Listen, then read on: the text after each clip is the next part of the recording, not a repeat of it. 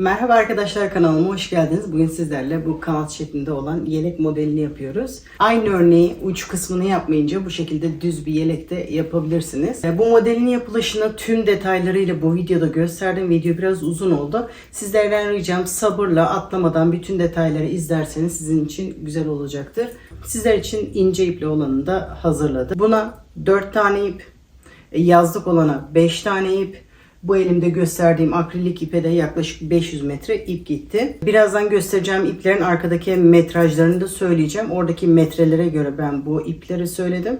Bunları 3 çeşit çalışmamın sebebi de hepsinin sayıları farklı. Bunu ipinizin tarzına, bedeninizin ölçüsüne göre hangi sayı sizin için uygunsa o sayıyla başlayabilirsiniz. Bu ucuca kapanan bir model değil. O şekilde yapmak istiyorsanız o şekilde de yapabilirsiniz. Benden görüp yapan arkadaşlar, sizlerden ricam sosyal medyada paylaşım yaparken açıklama kısmında benden bahsederseniz yapacak kişileri doğru yere yönlendirmiş oluruz. Bu modelde bu şekilde kanat şeklini vermeye çalıştım. Bu üst kısmında sanki bu kanatların açılmamış hali gibi. Bu alt kısmında da kanadın açılmış hali gibi düşünün. Arka kısmı düz. Buraya sivri çalışmadım. Sivri çalışıldığı zaman kuyruk gibi oluyor. O yüzden arkayı düz çalıştım. Sizlerin fikirlerini de merak ediyorum. Siz hangi modeli beğendiniz? Bu şekilde sivri olanı mı? Bu şekilde düz olanını mı beğendiniz? Yorumlar kısmına yazalım. Şimdi sizleri daha fazla bekletmeden yapım aşamasına geçebiliriz. Ben yurt dışında yaşıyorum. Yabancı marka ipler kullanıyorum. Bu yelekte kullandığım ip %79 akrilik, %21 polyester. Şu üzerindeki pıtırcıklar için bunu seçtim. İp bu şekilde tel tel. Böyle koton iplerde kullanabilirsiniz arkadaşlar. Bu şekilde ip kullanmanız şart değil. Farklı iplerde kullanabilirsiniz. Gramajları 185 gramda 324 metre ip varmış. Bu modeli yaparken bakın arkada tığ önerisi 5 milimetreydi. 5 milimetre tığ kullandım. Kısa iğneyi yaparken bu şekilde akrilik ip kullandım. %100 premium akrilik. Şöyle yakından bakıldığı zaman ipin cinsi bu şekilde. 454 gramda 932 metre ip varmış. Bunu yaparken tığ önerisi 6 milimetreydi. Ben de 6 milimetre tığ kullandım. Bu şekilde daha ince bir iple de çalıştım. Bunu yaparken de bu şekilde kendinden renk geçişleri olan bir ip kullandım. Bu ip de %100 akrilik. Tığ önerisi 4 milimetreydi. Ben bunu yaparken 3 milimetre tığ kullandım. 4 çok gevşek oldu. O yüzden 3 milimetre tığ kullandım. Buna ince yazlık ipleri kullanabilirsiniz arkadaşlar.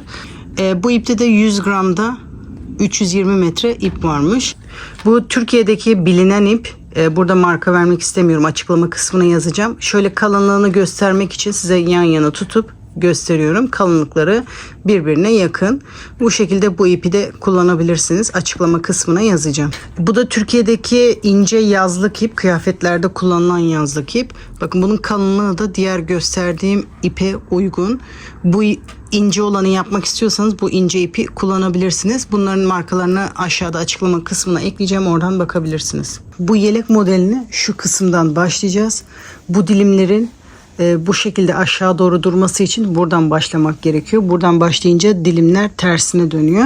O yüzden şu kısımdan başlıyoruz.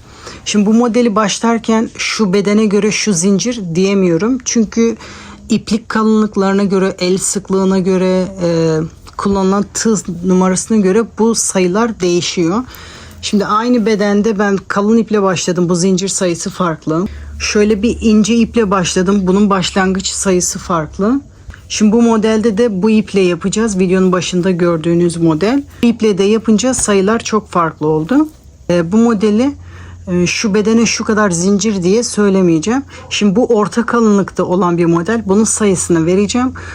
Ona göre bu zincir sayısı sizin için yeterli değilse bunda yaptığım sayı gibi çoğaltabilirsiniz. Bunda daha az bir sayıyla başladım. Dilimlerini daha az yaptım.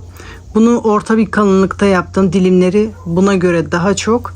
Bu ince iple yaptığımın dilimleri de bundan daha çok. Şimdi ben sırasıyla sayılarını vereceğim. Bu 144 zincir. Dağılımı 5 önlere, 5 arkaya, 3 de ense kısmına verdim. Şu anda elimde yapacağım modele 174 zincirle başladım. Dilimlerini 6'şar tane dilim yaptım. 6 öne, 6 arkaya. Arada da ense kısmına 4 tane dilim ekledim. Buna da toplamda 28 dilim yaptım. Bu ince iple olanı da 234 zincirle başladım. 8 öne, 8 arkaya. Ense kısmına da toplamda 6 tane dilim vermişim. Şimdi ben bu orta kalınlıkta olanı göstereceğim. Bunun için toplamda 174 zincir çekeceğiz. Birazdan ölçeceğim şekilde kendi göğüs kısmımızdan ölçüyoruz. Ölçü alınca bu zincir sizin için yeterli değilse 5 dilim daha ekliyoruz. Her dilim için 6 zincir gerekli, ekstra 30 zincir ekleyerek bu bedeni büyütebilirsiniz. Ben 6 dilim öne vermiştim. Bu sefer 7 dilim öne vererek bu şekilde büyütebilirsiniz. 7 dilim öne, 7 dilim arkaya. Ben 4 dilim enseye eklemiştim. 5 dilim enseye, sonra 7 arkaya, 7 öne olacak şekilde bu kısımları ayarlayabilirsiniz. İpin kalınlığına göre bu ölçüler değiştiği için şu bedene şu zincir olur diyemiyorum. 30 tane de ekleyince hala küçük geliyorsa bu ince ipte yaptığım sayıları yaparak o şekilde çalışabilirsiniz. Bu verdiğim ölçü sizin için çok büyükse bu kalın ipte verdiğim ölçüyü yaparak o şekilde de başlayabilirsiniz. Dediğim gibi bunu kendi vücut ölçülerimize göre yapıyoruz. Şimdi modele zincir çekerek başlıyorum. Dediğim gibi bu şu beden için şu kadar zincir gerekli diyemiyorum. Bu iplere göre değişecek bu ölçüler. İlk önce bu dediğim şekilde bir zincir çekelim. 174 tane zincir çekelim. Ondan sonra bedenimizi ölçelim. Ona göre ekstra ekleyebiliriz. Şimdi bu şekilde zincirimizi çekelim. Toplamda 174 zincir çekiyorum. Birkaç tane de ekstra çekelim. Eğer yanlış saydıysak fazlalık zinciri sökebiliriz arkadaşlar. Bu şekilde toplamda 174 ekstra da çekmek istiyorsak çekelim gelelim. Şimdi zincirimi çektim. Ölçü alıyorum. Benim için yeterli bir ölçü mü diye bakıyorum. Şu anda çektiğim ölçüyü tam göğüs hizasında ölçüyoruz. Şu anda zincirim ucuca geliyor ama örneği oluşturduktan sonra bu 4 parmak arada açılıyor arkadaşlar. Siz de bu söylediğim zinciri çekince böyle ucuca geliyorsa sizin için ideal ölçü olmuştur. Şu anda zincir esnediği için de biraz öyle görünüyor. Diğer sırayı yaptıktan sonra tekrar ölçeceğiz. Şu anda ucuca geliyor. Örneği oluşturduktan sonra arada 4 parmak açılacak. Çünkü bu modeli açık olarak çalışıyoruz. Siz bunu önü kapalı çalışmayı düşünüyorsanız daha geniş bir zincir çekmeniz gerekiyor. Siz de bu ölçülerde yapmak istiyorsanız şu anda verdiğim zincir sayısıyla yapabilirsiniz. Şimdi yeni sıraya başlayabiliriz. Şimdi 5 zincir kenar trabzanı için 6. zincire işaret alıyorum. Bu benim aşağıda köşem olacak. Şimdi tığıma 2 sefer doluyorum. Bakın köşeden sonra 2 zincir sayıyorum. 3. zincirde üçlü trabzan yapıyorum. Sırasıyla bu şekilde doladıklarımı en son ikisini birlikte hiç zincir çekmeden, bakın bu trabzanı yaparken şu ilk 2 teline batarak trabzan yapıyorum. Bu şekilde Y trabzan şeklinde diyebiliriz. O şekilde yapıyoruz ama arada zincir yok. Bir zincir, tığıma 2 sefer doluyorum. 1 2 3. zincire batarak üçlü trabzanımı yapıyorum. Bir zincir. Şu anda bu ilk dilimimiz için ikinci dilime geçiyoruz. Tığımı 2 sefer doluyorum. 1 2 3. zincire batarak üçlü trabzanımı yapıyorum. Hiç zincir çekmeden burada ilk 2 teline batarak bir trabzan yapıyorum. Bir zincir, tığıma 2 sefer doluyorum. Buradan 3. zincire batarak üçlü trabzanımı yapıyorum. Şu anda ikinci dilimin yerini de hazırlamış oluyoruz. Şimdi 3. dilime geçiyoruz. Bir zincir, tığıma 2 sefer doluyorum. 3. zincire batarak üçlü trabzanımı yapıyorum. Hiç zincir çekmeden bu yaptığım trabzanın 2 teline batarak bir trabzan yapıyorum. Bir zincir, tığıma 2 sefer doluyorum. 3. zincire batarak üçlü trabzanımı yapıyorum.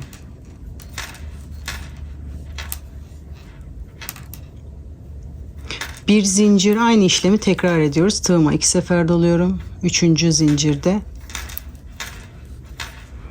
üçlü trabzanımı yapıyorum.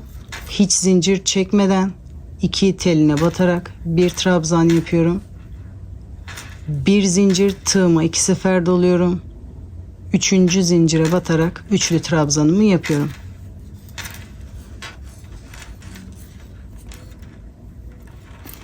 Bu sırayı bu şekilde tamamlıyoruz. Aynı işlemi tekrar ederek sıra sonuna kadar toplamda 28 tane dilim olacak şekilde bunu sıra sonuna kadar örelim. Toplamda şu Y şeklinde olan trabzanlardan 28 tane yaptım. Son trabzanı da bu şekilde yaptım. Bakın, fazla zincir çekmekte her zaman fayda var. Yanlış gelirse, sayı yetmezse oradan kullanabiliriz. Bu şekilde fazlalık zinciri de sökelim. Şimdi yeni sıraya başlıyoruz. Bu şekilde diğer yöne dönüyorum hiç zincir çekmeden. Şimdi bu diğer sırada yaptığımız Y şeklindeki trabzanların şu üstteki trabzanlarına şu anda dilimlerimizi yapacağız. Şu şekilde arkasından beri batıyoruz. Bunun üzerine toplamda 5 tane trabzan yapıyorum. 1 2 3 4 5, arada 3 zincir, diğer yöne doğru dönüyorum. Şimdi dilimin diğer tarafını yapacağız. Şu trabzanın üzerine şu şekilde rahat çalışabilmek için çeviriyorum. Trabzan üzerine toplamda 5 tane trabzan yapıyorum. Sizlerden ricam arkadaşlar, bunu yaparken videoma bir beğen ve yorum yaparak destek olmanız. Gerçekten bu videoları hazırlamak hiç kolay değil. Çok zamanımı alıyor. Özellikle bu model daha çok zamanımı aldı. Videomun daha çok kişilere erişmesi için sizlerden ricam bu videoya bir beğen ve yorum yaparak destek olabilirsiniz. Bu sizin için faydalı olduysa yorumlar kısmına yazarak sizden sonra gelecek kişilerin izlemesine vesile olabilirsiniz. Şimdi bu trabzanın tepesine batarak bir iz sürme yapıyorum. Dilimimi burada tutturuyorum. Bu şekilde ilk dilimimizi oluşturuyoruz. Burada ikinci trabzanı yaparken bu trabzanın tellerine batıyorduk. Şu dilimler çok aşağıya inmesin diye, tam burada kalsın diye o şekilde yapmıştım. Şimdi hiç zincir çekmeden tekrar bu Y trabzanın oradaki ilk trabzana batarak 5 trabzan yapalım. Kanalıma abone değilseniz kanalıma ücretsiz abone olabilirsiniz. Sıradaki videolardan haberdar olmak için kanalıma abone olabilirsiniz arkadaşlar. Şimdi burada 5 trabzan yaptım. 3 zincir. Diğer yöne dönerek şimdi bu kısımda 5 trabzan yapmaya başlıyorum. 1 2 3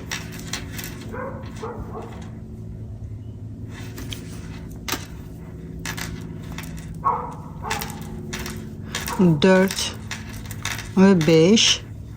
Bu trabzanın tepesine batarak bir iz sürme yapıyorum. Dilimimi burada birleştirmiş oluyorum. Tutturmuş oluyorum. Şimdi yeni dilime başlıyoruz. Hiç zincir çekmeden şimdi buradaki trabzanın üzerinde 5 trabzan yapıyorum. 1 2 3 4 ve 5. Şimdi 3 zincir çekiyorum. Diğer yöne döneceğim. Şu anda biz buraya 5 trabzan yaptık. Şimdi bu tarafa 5 trabzan yapacağız. Şimdi diğer yöne dönüyorum. Bakın, rahat çalışabilmek için şu şekilde katlıyorum. Dediğim trabzanın üzerinde 5 trabzan yapıyorum. 1 2 3 4 ve 5. Bu trabzanın tepesine batarak bir iz sürme yapıyorum. Dilimimi oraya tutturuyorum. Sonra yeni dilime başlıyoruz. Son bir defa daha göstermek istiyorum. Burada Y şeklinde trabzan yapmıştık. Onun tek tarafına batıyorum bu şekilde. Tersinden beri 5 trabzan yapıyorum. 2 3 4 5, arada 3 zincir. Şimdi diğer yöne dönüyorum. Burada 5 trabzan yapıyorum. Bu trabzanın üzerinde toplamda 5 trabzan yapıyorum. 2, 3, 4 ve 5. Bu trabzanın tepesine batarak bir iz sürme yapıyorum. Dilimimi orada tutturuyorum. Bu şekilde sıra sonuna kadar toplamda 28 dilim yapıyoruz. Hala aklımıza soru işareti varsa videoyu geri alarak bu kısımları tekrar izleyebilirsiniz. Bu şekilde sıra sonuna kadar örelim. Şimdi sıra sonuna kadar bütün dilimlerimi tamamladım. Sıra sonuna geldim. Şimdi sıra sonunda da bu şekilde birleştiriyoruz. Buradan ikinci zincire batarak bir iz sürümü yapıyorum. Sıramı birleştiriyorum. Şimdi yeni sıraya 5 zincir çekerek başlıyorum. Diğer yöne dönüyorum. Şimdi burada dilim yapacağımız işlemleri yapmamız gerekiyor. Şimdi bu dilimleri üzerine yapabileceğimiz trabzanları yapmamız gerekiyor. Şimdi ilk önce buradaki gibi yapacağız. Burada zincirlere batmıştık. Aynı işlemi boşlukta batacağız. 2 sefer tığıma doluyorum. Boşlukta trabzanımı yapıyorum. Üçlü trabzanımı. Sonra hiç zincir çekmeden bu yaptığım trabzanın ilk 2 teline batarak burada ikili trabzanımı yapıyorum. Bir zincir, tığımı 2 sefer doluyorum. Bu trabzanın tepesinde üçlü trabzanımı yapıyorum. Bir zincir, tığımı 2 sefer doluyorum. Bu boşlukta üçlü trabzanımı yapıyorum. Hiç zincir çekmeden bu trabzanın 2 teline batarak ikili trabzanımı yapıyorum. Bir zincir, tığımı 2 sefer doluyorum. Burada diğer sıradaki trabzanın tepesine batarak üçlü trabzanımı yapıyorum. Son bir defa daha göstermek istiyorum. Bir zincir, tığıma 2 sefer doluyorum. Boşlukta üçlü trabzanımı yapıyorum. Hiç zincir çekmeden ilk 2 teline batarak trabzanı yapıyorum. Bir zincir, tığıma 2 sefer dolayarak bu trabzanın tepesinde üçlü trabzanımı yapıyorum. Bunu bu şekilde sıra sonuna kadar yapalım. Bütün dilimlerin üzerine bu şekilde yapalım. Sıra sonuna kadar yapalım. Şimdi bir sıra dilimlerimi ördükten sonra bakıyorum bu benim için yeterli bir ölçümü. Önde biraz mesafe olması gerekiyor. Bu diğer sıraları yaptıkça da biraz toparlayacak. Şu anda bu şekilde duruyor. Ucuca olmayacak. Bu şekilde ölçüyorum. Mesafesi var. Bu benim için ideal ölçü. Bu şekilde ikinci sıradan sonra da ölçü alarak buna bakabilirsiniz arkadaşlar. Şimdi bu sırayı sıra sonuna kadar geldim. Şimdi bir zincir, tığıma 2 sefer doluyorum. Burada trabzanın tepesine batarak üçlü trabzanımı yapıyorum. Bu dönüşler hep aynı olacak. Sadece kol kenarındaki dönüşler farklı olacak. Bu ön taraftaki dönüşler hep aynı. Hiç zincir çekmeden diğer tarafa dönüyorum. Şimdi buradaki gibi dilim yapmaya başlıyorum. Bu trabzanın tek tarafına 5 trabzan yapıyorum. 1 2 3 4 5 arada 3 zincir. Şimdi diğer yöne dönüyorum. Dilimin diğer tarafını yapıyorum. Trabzanın üzerinde 5 trabzan yapıyorum. 2 3 4 ve 5. Burada trabzanın tepesine batarak iz sürme yapıyorum. Dilimimi burada birleştiriyorum. Son bir dilim daha göstermek istiyorum. Hiç zincir çekmeden bakın bu trabzanın üzerinde 5 trabzan yapıyorum. 2 3 4 5 3 zincir, diğer yöne dönerek burada 5 trabzan yapıyorum. 1 2 3 4 ve 5. Burada trabzanın tepesine batarak iz sürme yapıyorum. Dilimimi burada birleştiriyorum. Aynı diğer sırada yaptığımız işlemi bu sırada da yapıyoruz. Sıra sonuna kadar bütün dilimlerimizi tamamlayalım. Sıra sonuna kadar geldim. Burada 4. zincire batarak bir iz sürme yapıyorum. Dilimimi buraya tutturuyorum. İkinci sırayı da bu şekilde tamamlamış oluyoruz. Şimdi yeni sıraya 5 zincir çekerek başlıyorum. Aynı bu sırada yaptığım gibi yapıyorum. Şimdi bu sırada kol oyuntusu yapmaya başlıyorum. Önü yapacağım. Bu kısmı İsterseniz biraz daha uzatarak ondan sonra şu anki yapacağım işlemi yapabilirsiniz. Bu kısım isteğe bağlı. Ben beden altında sadece 2 sıra ördüm.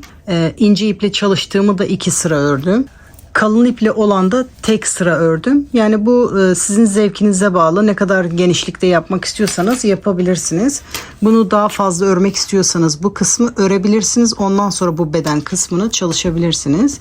Şimdi ben artık ön kısmı yapmaya başlayacağım. Buradan da kol oyuntusu vereceğim. Başlangıç aşamasında bunu bölerken ön tarafa 6 dilim vermiştim. Şimdi 6. dilime işaret alıyorum onun ortasından. Siz de bunu kendi bedeninize göre yaparken ön parçaya kaç dilim verdiyseniz o dilimin ortasında işaretimizi alalım. Oraya kadar öreceğiz. Şimdi beden örmeye başlayacağız. Bu her bedende farklı olabilir. Siz kaçla kurduysanız bu taban kısmını, ön kısmını ona göre ayarlıyoruz. Ön dilim olan yere işaretimizi alıyoruz. Şimdi oraya kadar öreceğiz. Normal sırayı yapar gibi tığıma 2 sefer doluyorum. Boşlukta üçlü trabzanımı yapıyorum. Hiç zincir çekmeden bu ilk 2 teline batarak trabzanımı yapıyorum. Bir zincir, tığıma 2 sefer doluyorum. Burada trabzanın tepesine batarak üçlü trabzanımı yapıyorum. Bir zincir, tığıma 2 sefer doluyorum. Boşlukta üçlü trabzanımı yapıyorum. Hiç zincir çekmeden. Burada trabzanımı yapıyorum. Bir zincir, tığıma 2 sefer dolayıp bu trabzanın tepesinde üçlü trabzanımı yapıyorum. Burayı aynı bu sırada yaptığımız gibi bu sırayı örüyoruz. Şu trabzanın tepesine kadar örüyoruz. Burada yarım dilimi yapacağız. Bu trabzanın tepesine kadar işaret aldığımız dilimin yanındaki trabzanına kadar örelim. Dediğim yere kadar ördüm. Şimdi kol oyuntusunu yaparken bir sırada yarım, bir sırada tam yapacağız. Tam olarak kesme yapınca burası çok böyle merdiven gibi köşeli oluyor. O yüzden yarım yarım keseceğiz. Şimdi yarım dilim yapabilmek için 5 zincir yapıyorum. Bu işaret aldığım boşluğa batarak bir iz sürümü yapıyorum. Sonra diğer yöne dönüyorum. Yarım dilim yapmaya başlayacağız. Şimdi bu dilim diğer tarafa dönmesin diye bir rahat çalışabilmem için şu şekilde boşluktan beri tığımı geçiriyorum. İpi alıyorum, iz sürümü yapıyorum. İlmeğimi bu tarafa geçirmiş oluyorum. Şimdi sırasıyla bu zincirin üzerine bu dilimde yaptığımız yarım şekli yapıyoruz. Yani 5 trabzan yapıyorum. 1 2 3 4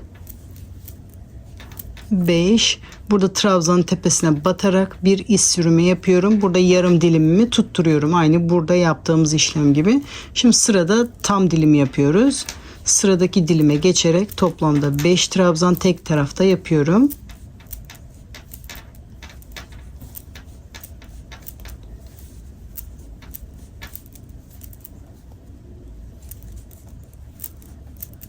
Beş, arada 3 zincir. Tekrar diğer yöne doğru dilimin diğer kısmını yapıyoruz. 5 trabzan. 2 3 4 ve 5. Bu trabzanın tepesine batarak bir iz sürme yapıyorum. Dilimimi burada tutturuyorum. Bu aradaki kısımları normal bu dilimlerde yaptığımız gibi yaparak sıra sonuna kadar örelim. Sıra sonuna kadar geldim. Bu kenarlar aynı buralarda yaptığımız gibi olacak. 4. zincire batarak iz sürme yapıyorum. Sıramı birleştiriyorum. Yeni sıraya 5 zincir çekerek başlıyorum. Yeni sıraya dönüyorum. Aynı buralarda yaptığımız işlemi yapıyoruz. Tığıma 2 sefer doluyorum. Bu boşlukta ilk önce üçlü trabzanımı yapıyorum. Sonra tekli trabzanımı yapıyorum. Şu 2 tele batarak. Bir zincir, tığıma 2 sefer doluyorum. Trabzanın tepesinde üçlü trabzanımı yapıyorum. Bir zincir, tığıma 2 sefer doluyorum. Sıradaki dilim işlemini yapıyorum. Üçlü trabzan, sonra tekli trabzan, bir zincir, sonra tekrar üçlü trabzanı yapıyorum. Bunu bu şekilde sıra sonuna kadar bu trabzanın tepesine kadar örüyoruz. Burada tam dilimi yapacağız. Buraya kadar örelim. Şimdi sıramı buraya kadar geldim. Bu tam dilim olacak. Bu trabzan tepesinde son trabzanı yapıyorum. Ondan sonra tam dilim olarak devam edeceğiz. Şimdi burada normal tam dilim yapacak şekilde sıramı bitirdim. Burada yarımdı. Normal sıralardaki gibi kenarda yaptığımız işlemi yapıyorum. Diğer yöne dönüyorum. Bu normal sıra sonunda yaptığım işlemi yapıyorum. Hiç zincir çekmeden diğer yöne dönerek normal tam dilimimi yapıyorum. Burada 5 trabzan yapıyorum. 1 2 3 4 5, arada 3 zincir, diğer yöne dönerek burada 5 trabzan yapıyoruz. 2 3 4 5, burada trabzan tepesine batarak bir iz sürümü yapıyorum. Dilimimi birleştiriyorum. Bundan sonrakileri de aynı buralarda ördüğümüz gibi örüyoruz. Sıra sonuna kadar örelim. Bu sırayı da sıra sonuna kadar geldim. 4. zincire batarak iz sürümü yapıyorum. 5 zincir çekerek yeni sıraya başlıyorum. Şimdi normal sırada yaptığım işlemi yapıyorum. İlk önce üçlü trabzan, hiç zincir çekmeden bu iki teline batarak tek trabzan, bir zincir, 2 sefer tığımı doladıktan sonra trabzan tepesinde üçlü trabzan yapıyorum. Şimdi sırasıyla bu dilimlerimizi ayarlıyoruz. Bu şekilde buraya kadar örelim. Burada yarım dilim yapacağız. Bu trabzan tepesine kadar örelim. Şimdi buraya kadar ördüm. Diğer sırada tam dilim yapmıştık. Burada yarım dilim yapacağız. O yüzden 5 zincir. Bu tam dilimin ortasına batarak bir iz sürümü yapıyorum. Diğer yöne dönüyorum. Bu dilimlerin düz durması için şu şekilde bu yönde bir iz sürme yaparak ondan sonra trabzan yapmaya başlıyorum. Toplamda 5 trabzan yapıyorum bu zincirin üzerine.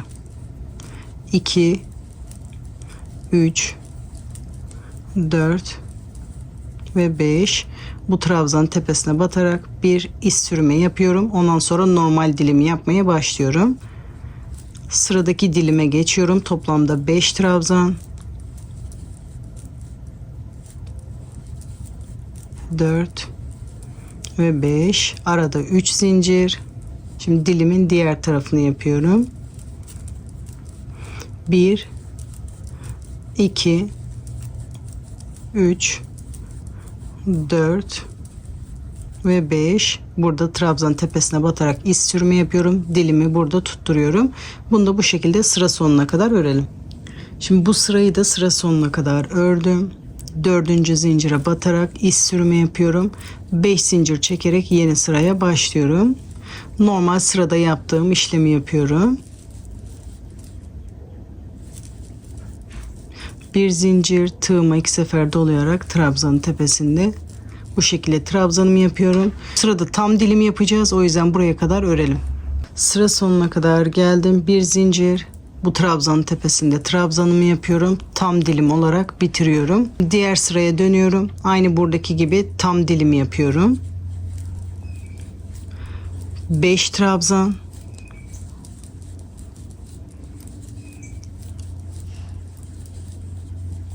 3 zincir, tekrar diğer yöne dönerek 5 trabzan yaparak tam dilim olmasını sağlıyorum.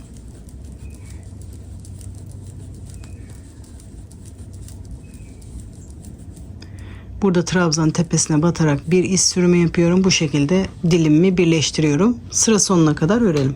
Şimdi sıra sonuna kadar geldim. 4. zincire batarak bir iz sürme yapıyorum.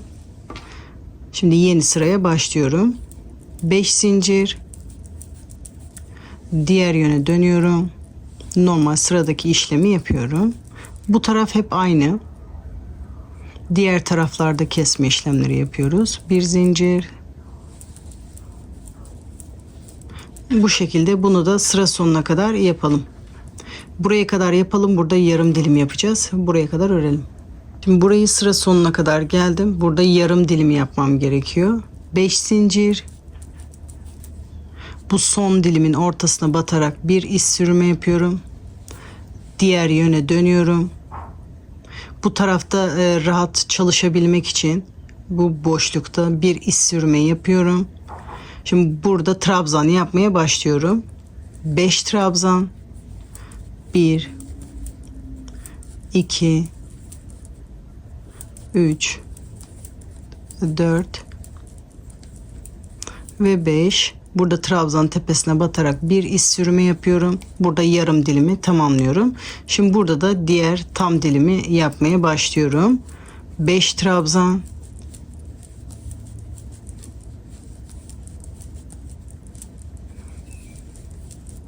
3 zincir, sonra diğer tarafa dönerek tam dilimi örmeye başlıyorum. Bu şekilde sıra sonuna kadar örelim. Sıramı sıra sonuna kadar ördüm. Normal sırada yaptığım işlemi yapıyorum. 4. zincirde bir iz sürme yaparak sıramı birleştiriyorum. 5 zincir çekerek yeni sıraya başlıyorum. Normal sıralarda yaptığım işlemi yapıyorum.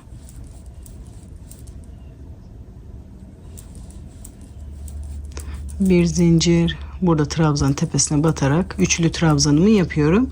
Bunu da bu şekilde sıra sonuna kadar, buraya kadar örelim. Şimdi sıra sonuna kadar geldim. Bu sırada tam olarak bitiyoruz. Bir zincir, trabzanın tepesine batarak üçlü trabzanımı yapıyorum. Diğer yöne dönüyorum. Burada yarım dilimi yapmışız. Burada tam dilimi yapıyoruz. Şimdi tam dilimin yarısını yapmaya başlıyorum. 5 trabzan,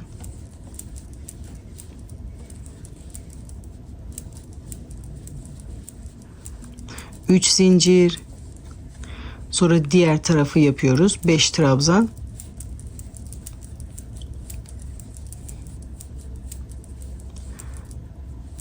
4 5 trabzan tepesine batarak bir iz sürümü yapıyorum. Bu şekilde dilimimi tamamlıyorum. Bunu da sıra sonuna kadar örelim. Bu sırayı da sıra sonuna kadar ördüm. Burada aynı 4. zincire batarak iz sürümü yapıyorum. 5 zincir çekerek yeni sıraya başlıyorum. Tığımı 2 sefer doluyorum. Burada normal sırada yaptığım işlemi yapıyorum. Bir zincir, tığımı 2 sefer dolayarak trabzanın tepesine batıyorum. Bunu da bu şekilde sıra sonuna kadar yapıyoruz. Artık tam dilimi yapıyoruz. Şimdi bu şekilde sıra sonuna kadar yapalım. Sıra sonuna kadar geldim. Artık bundan sonra düz dilim yapıyorum. Yarım dilim yapmıyorum. Tığımı 2 sefer doluyorum. Bunun tepesine normal trabzan yapıyorum. Şimdi aynı buradaki gibi düz olarak devam ediyorum. Bu incelik yeter. Daha kesersem 2 dilim kalıyor. Bu da çok ince oluyor. Diğer yöne dönerek diğer sırada yaptığım işlemin aynısını burada yapıyorum. Tam dilimle başlıyorum. Tek tarafta 5 trabzan, 3 4 ve 5, arada 3 zincir, tekrar dilimin diğer tarafını yapıyorum. 5 trabzan, 2 3 4 ve 5. Bu trabzan tepesine batarak dilimimi tutturuyorum. Bunu da bu şekilde sıra sonuna kadar örelim. Bunu da sıra sonuna kadar ördüm. Bu kenarlar hep aynı. 4. zincire batarak iz sürümü yapıyorum.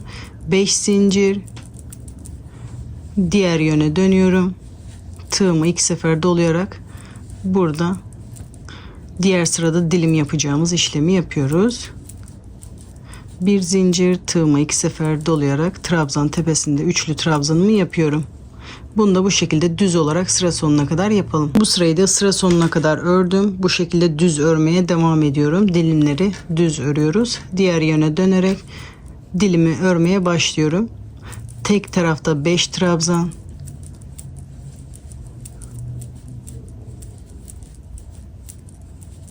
diğer tarafta 5 trabzan örüyoruz. Bu şekilde 3 zincir çekerek diğer yöne dönüyorum. Bu sıranın aynısını burada tekrar ediyoruz. Sıra sonuna kadar örelim.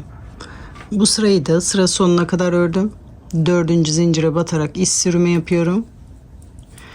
5 zincir çekerek yeni sıraya başlıyorum. Bu kısımlar hep aynı. Diğer yöne dönüyorum. Dilim yapabilmek için o kısmı örüyorum. Bu şekilde. Bir zincir, sonra trabzan tepesinde üçlü trabzanımı yapıyorum.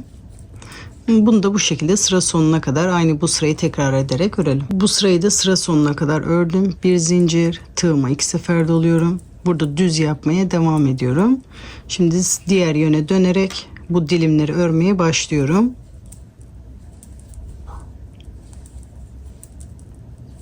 Bir, iki, üç, 4, 5. Arada 3 zincir çekerek dilimin diğer kısmını örüyoruz. Bunu da sıra sonuna kadar örelim. Bu sırayı da sıra sonuna kadar ördüm. 4. zincire batarak iz sürümü yapıyorum. 5 zincir çekerek yeni sıraya başlıyorum. Tığıma 2 sefer doluyorum. Boşlukta üçlü trabzanımı yapıyorum. Normal bu sıralarda yaptığım işlemi yapıyorum. Bir zincir, tığıma 2 sefer dolayarak trabzanın tepesinde üçlü trabzanımı yapıyorum. Bunu da bu şekilde sıra sonuna kadar örelim. Şimdi burayı da sıra sonuna kadar geldim. Bir zincir, trabzanın tepesinde üçlü trabzanımı yapıyorum. Zincir çekmeden diğer yöne dönüyorum. Burada aynı yaptığımız sırayı burada da yapıyoruz. 5 trabzan yaparak dilimime başlıyorum. Şimdi diğer sıralarda aynı olduğu için bunu göstermeye gerek yok. 5 trabzan, 3 zincir, 5 trabzan yaparak dilimimizi oluşturuyoruz. Bu şekilde sıra sonuna kadar örelim.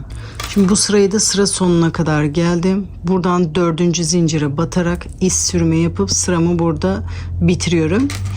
Şimdi bunu bedenimizde ölçüyoruz. Şu anda bu tam diğer taraflar tamamlanmadığı için şu anda üzerimde göstermesi zor. Bunu kıyafet üzerinde de ölçü alabilirsiniz. Üzerinize tutarak da ölçü alabilirsiniz. Bu kısmı kol altında, böyle şurası kol altı diyelim. Bu şekilde çok sıkı olmayacak. Şu şekilde bol kalarak ölçü alıyoruz. Çünkü böyle sıkı olduğu zaman göğsün üstünde oluyor. Alttaki görüntü kötü oluyor. Bunu hem ön tarafta bakıyoruz hem de kol altında bakarak bu ideal ölçüye geldi mi ona bakıyoruz. Eğer hala bu kısaysa, kol altına çok dayanıyorsa buradan daha sıra ekleyebilirsiniz. Buradaki ölçüyü siz kendinize göre ayarlıyorsunuz. Ben daha önce ölçtüm. Şu üzerinize olan normal bir kıyafet gibi düşünün. Kıyafetinizde de ölçü alabilirsiniz. Üzerinize tutarak da ölçü alabilirsiniz. Şu şekilde kıyafete ölçtüğün zaman bakın kol altına kadar geliyor. Hatta bir tık daha büyük. Böyle olunca ön taraftaki görüntü de iyi oluyor. Göğüs kafesinin orada oluyor. Yoksa yukarıda olunca bu görüntü çok iyi durmuyor. Bunu o şekilde ayarlayabilirsiniz. Bunu kendi vücut hatlarımıza göre ölçüyoruz. Bu sırayı ona göre belirliyoruz. Bu kısım daha geniş olabilir. Bu ince iple çalıştığımız zaman bu kısım daha genişti mesela. Burayı daraltınca dörtlü trabzanlar yapmıştık. Mesela bunda örme sırası daha az. Bunda 4 sıra örmüşüm. Çünkü burada çok fazla kesinti vardı. Bunu kendi vücudumuzu ölçüp bakarsak iyi olacak. Dediğim gibi bu kısım size bağlı. Ne kadar uzun yapmak istiyorsanız o kadar uzun yapabilirsiniz. Bir zincir çekerek ipimi burada kesiyorum. Tüm bedenlerde gösterdiğim şekilde ölçü alınacak. Ondan sonra bu sırayı siz kendiniz belirleyeceksiniz arkadaşlar. Bunu dediğim gibi burası kol altına gelerek ölçü alın. Burası da yukarıda omuz dikişine gelecek şekilde o kısma kadar örüyoruz. Şimdi ön yakanın tek tarafını bitirdik. Şimdi diğer tarafa başlıyoruz. Burada kaç tane dilim yaptıysak aynı şekilde diğer tarafta da yapıyoruz. 6. dilimin oradan başlamışım yarım dilimi yapmaya. Şimdi diğer tarafta da 6. dilimden başlayacağım. 2, 4, 6. Buradan yarım yapmaya başlayacağım. Oraya işaretimi alıyorum. Şimdi normalde gidiş yönü bu şekilde. Şimdi tersine dönerek başlayacağım. Diğer tarafta ya tersinden başlıyoruz. İpimi alıyorum. Bir zincir çekerek başlıyorum. Şimdi buradan yarım yapmaya başlayacağız. Burada ipimi tutturuyorum. Şimdi yarım dilim için zincir çekiyorum. 5 zincir. Tığımı 2 sefer doluyorum. Bu trabzanın tepesine batarak üçlü trabzanımı yapıyorum. Bu işlem yarım dilim için. Dönüşte buraya yarım dilim yapacağız. Bundan sonraki işlemlerde tam olan kısmı yapıyoruz. Bir zincir. Buradaki boşlukta normal sırada yaptığımız işlemi yapıyoruz. Bir zincir, tığımı 2 sefer doluyorum. Bu trabzanın tepesinde üçlü trabzanımı yapıyorum. Bu kısım normal sıralarda yaptığımız gibi yaparak sıra sonuna kadar örelim. Şimdi bunu sıra sonuna kadar ördüm. Bir zincir, tığımı 2 sefer doluyorum. Trabzanın tepesinde üçlü trabzanımı yapıyorum. Bu şekilde sırayı tamamlıyorum. Normal sıralarda yaptığım gibi. Şimdi diğer yöne dönüyorum. Normal sırada başlangıçta yaptığım dilimi yapıyorum. Tek tarafta 5 trabzan, 2, 3, 4 ve 5. Arada 3 zincir. Şimdi diğer yöne dönüyorum. Diğer tarafını yapıyorum. 1, 2, 3, 4 ve 5. Burada trabzanın tepesine batarak iz sürme yapıyorum. Dilimimi tutturuyorum. Bu şekilde normal sıralarda yaptığımız gibi sıra sonuna kadar yapalım. Sıra sonunda yarım dilimi birlikte yapacağız. Bu trabzanın tepesine kadar örelim. Şimdi burayı sıra sonuna kadar geldim. Burada yarım dilimimi yapacağım. Trabzanın tepesinde iz sürme yaparak bu tam dilimi birleştiriyorum. Şimdi burada yarım dilim yapmaya başlıyorum. Şimdi 5 trabzan yapıyorum. 1, 2, 3, 4 ve 5. Şimdi bu dilimimi buraya tutturuyorum. Boşlukta bir iz sürme yapıyorum. Zincir çekerek de batabilirsiniz. Direkt bu şekilde de batabilirsiniz. Şimdi diğer yöne dönüyorum. Şimdi burası böyle dönmesin, kalkmasın diye. Şimdi diğer yönde bakın burada bir iz sürme yapmıştık. İz sürmenin yanından beri şu şekilde arkaya doğru ipimi alıyorum. Bir iz sürme yaparak hem bu yöne doğru dönmüş oluyorum hem de bunun dönmesini engellemiş oluyorum. Şu anda yapacağımız zincir de bunun arkasında kalacak, görünmeyecek. Şimdi benim tam dilimi yapmam gerekiyor. Diğer taraftaki gibi. Bakın ilk önce yarım yaptık. Ondan sonra burada tam dilimi yapıyoruz. Tam dilimi yapmaya başlamam gerekiyor. O yüzden de bu trabzanın tepesinden başlamam gerekiyor. Şimdi oraya zincir çekerek başlıyorum. 4 zincir. Buradaki trabzanın tepesine gelerek bir iz sürme yapıyorum ve oradan yeni sıraya başlıyorum. Bu şekilde zincir de arkada kalmış oluyor. 5 zincir çekerek yeni sıraya başlıyorum. Tığımı 2 sefer doluyorum. Bu dilimin ortasında dilim yapacağım işlemi yapıyorum. Diğer sırada buraya dilim yapabilme işlemini yapıyorum. Bir zincir, tığımı 2 sefer dolayarak trabzanın tepesine batıyorum. Bu şekilde bunu normal sırada ördüğüm gibi sıra sonuna kadar örüyorum. Şimdi bu sırayı da sıra sonuna kadar geldim. Bir zincir, tığıma 2 sefer doluyorum. Burada trabzanın tepesine batarak üçlü trabzanımı yapıyorum. Şimdi hiç zincir çekmeden diğer yöne dönüyorum. Buralarda yaptığım gibi sıramı başlıyorum. Burası hep aynı olacak bu taraf. Tek tarafta dilimler hep düz. Tam dilim yapacağız. Diğer tarafta kesme işlemlerini yapacağız. Şimdi tek tarafta 5 trabzan yapıyorum. Arada 3 zincir. Tekrar diğer yöne dönerek 5 trabzan yapıyorum.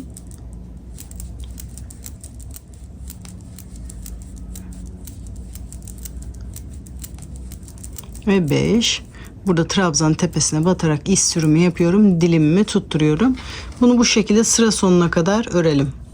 Sıra sonuna kadar geldim. Burayı tam dilim olarak bitiriyorum. Burada 4. zincire batarak iz sürümü yapıyorum. Diğer sırada yarım yapmıştık. Burada tam olarak bitiriyoruz. Şimdi yeni sırada tekrar yarım yapıyoruz. Şimdi bu sırada tam dilim yaptık. Şimdi diğer sırada yarım dilim yapacağım. Yarım dilim için de bu ortadan başlamam gerekiyor. Buraya kadar iz sürme yapmam gerekiyor. Buradan başlayabilmem için. Şimdi sırasıyla burada zincirlerin arka tellerine batarak iz sürme yapıyorum. Boşluğa kadar geliyorum. Boşlukta da bir iz sürme yapıyorum. Şimdi buradan yarım dilimi başlıyorum. 5 zincir. Tığımı 2 sefer doluyorum. Trabzanın tepesine batarak üçlü trabzanımı yapıyorum. Bir zincir. Sonra tığımı dolayarak burada tam dilimi yapmaya başlıyorum. Bir zincir, tığımı 2 sefer dolayarak trabzanın tepesinde bu şekilde trabzanımı yapıyorum. Tam dilimi oluşturuyorum. Bu şekilde sıra sonuna kadar yapalım. Bu sırayı da sıra sonuna kadar ördüm. Şimdi normal sıraya dönüyorum. Buradaki gibi tam dilim yapıyorum. Tek tarafta 5 trabzan, diğer tarafta 5 trabzan yaparak normal dilimimi yapıyorum. 3, 4 ve 5. Arada 3 zincir. Tekrar diğer yöne dönüyorum. Burada da 5 trabzan yapıyorum. 1, 2, 3, 4 ve 5. Burada trabzan tepesine batarak bir iz sürümü yapıyorum. Dilimimi tutturuyorum. Bu şekilde sıra sonuna kadar örelim. Şimdi bu sırayı da sıra sonuna kadar geldim. Yarım dilimimi yapıyorum. Burada zincirin üzerinde toplamda 5 trabzan yapıyorum. 1, 2, 3, 4 ve 5. Buradaki boşluğa batarak bir iz sürümü yapıyorum. Sonra diğer yöne dönüyorum. Bakın şurada bir iz sürümü yapıyorum ki diğer yöne doğru dönmesin. Rahat bir şekilde yeni sıraya başlayayım. 4 zincir çekerek yeni sıraya başlıyorum. Bunu buradan başlamak için yapıyorum. Trabzanın tepesine batarak bir iz sürümü yapıyorum. Yeni sıraya oradan başlıyorum. Bu şekilde yarım dilimi bitirmiş oluyoruz. Şimdi buradaki gibi tam dilim yapıyoruz. 5 zincir, tığıma 2 sefer doluyorum. Boşlukta trabzanımı yapıyorum. Hiç zincir çekmeden diğer trabzanımı da yapıyorum. Bir zincir, tığıma 2 sefer dolayarak trabzanın tepesine batıyorum. Bu şekilde tam dilimimi oluşturuyorum. Bunu da bu şekilde sıra sonuna kadar örelim. Sıra sonuna kadar geldim. Bir zincir, tığıma 2 sefer dolayıp normal kenarda yaptığım işlemi yapıyorum. Trabzanımı yapıyorum. Diğer yöne dönüyorum. Normal burada tam dilimi yapıyorum. Tek tarafta 5 trabzan yapıyorum.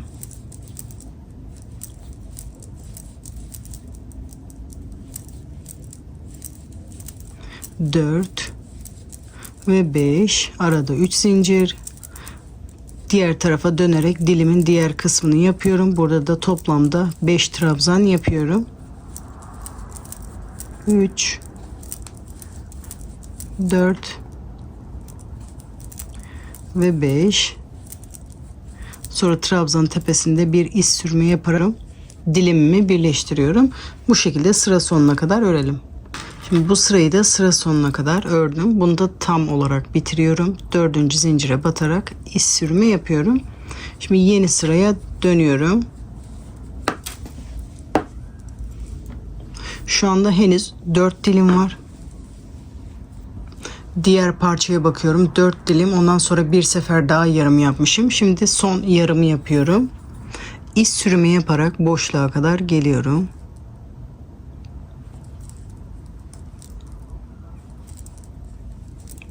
Boşlukta bir iz sürümü yapıyorum. 5 zincir, tığımı 2 sefer doluyorum. Trabzan tepesine batarak üçlü trabzanımı yapıyorum. Bir zincir, tığımı 2 sefer doluyorum. Boşlukta normal sıralarda yaptığım işlemi yapıyorum. Bir zincir, trabzan tepesinde normal üçlü trabzanımı yapıyorum. Bunu da bu şekilde sıra sonuna kadar örelim. Sıra sonuna kadar geldim. Bir zincir, tığıma 2 sefer doluyorum. Üçlü trabzanımı yapıyorum.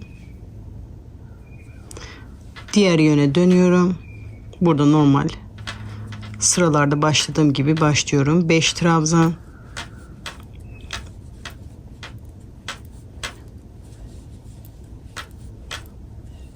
5, arada 3 zincir. Sonra dilimin diğer tarafını yapıyorum.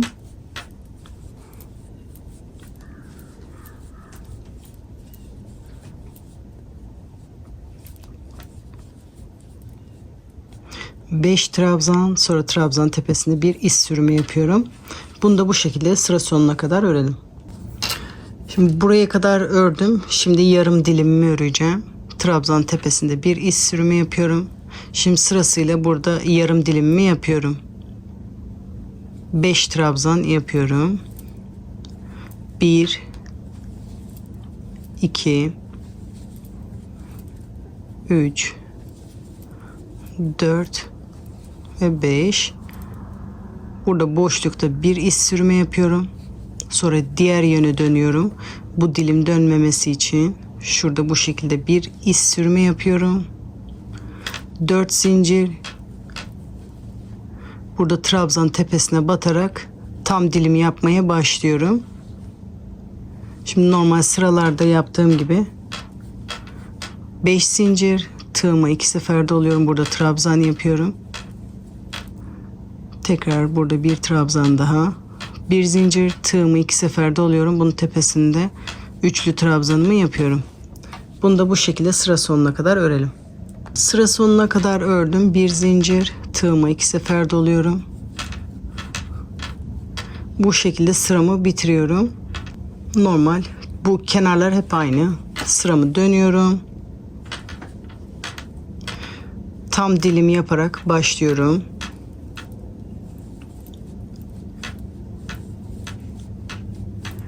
Beş trabzan, arada 3 zincir, tekrar dilimin diğer yarısını yapıyorum. 5 trabzan.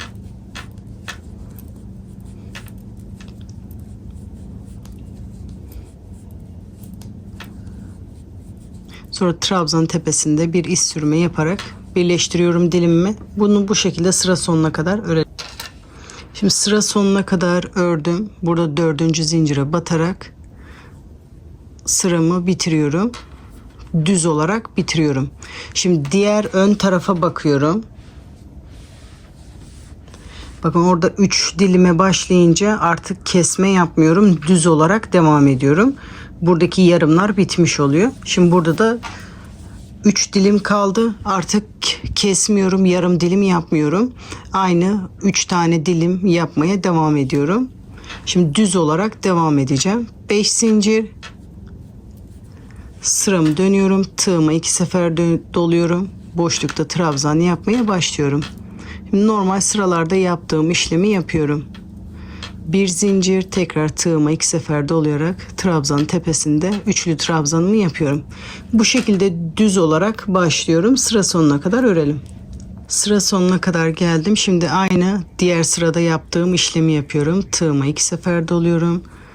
Üçlü trabzanımı yapıyorum. Diğer yöne dönüyorum. Burada dilimlerimi örmeye devam ediyorum. Normal tam dilimi yapıyorum. 5 trabzan.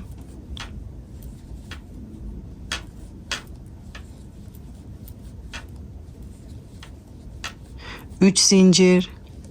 Sonra diğer yöne dönerek dilimi örmeye devam ediyorum. 5 trabzan.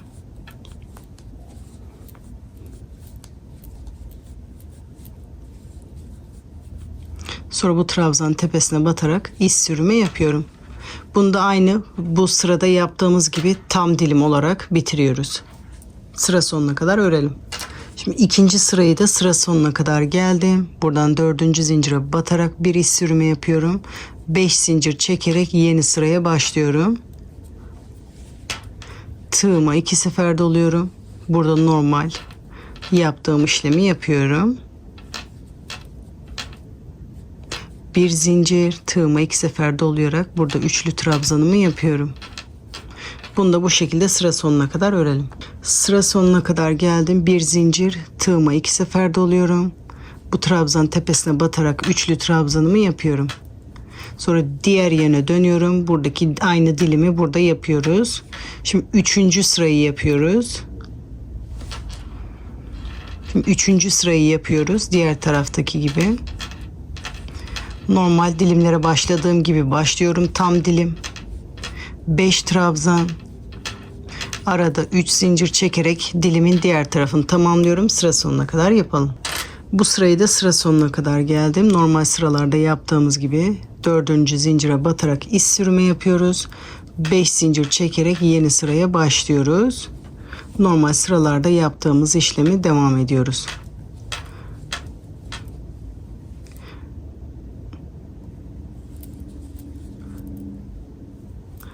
Arada bir zincir, sonra burada üçlü trabzanımı yapıyorum.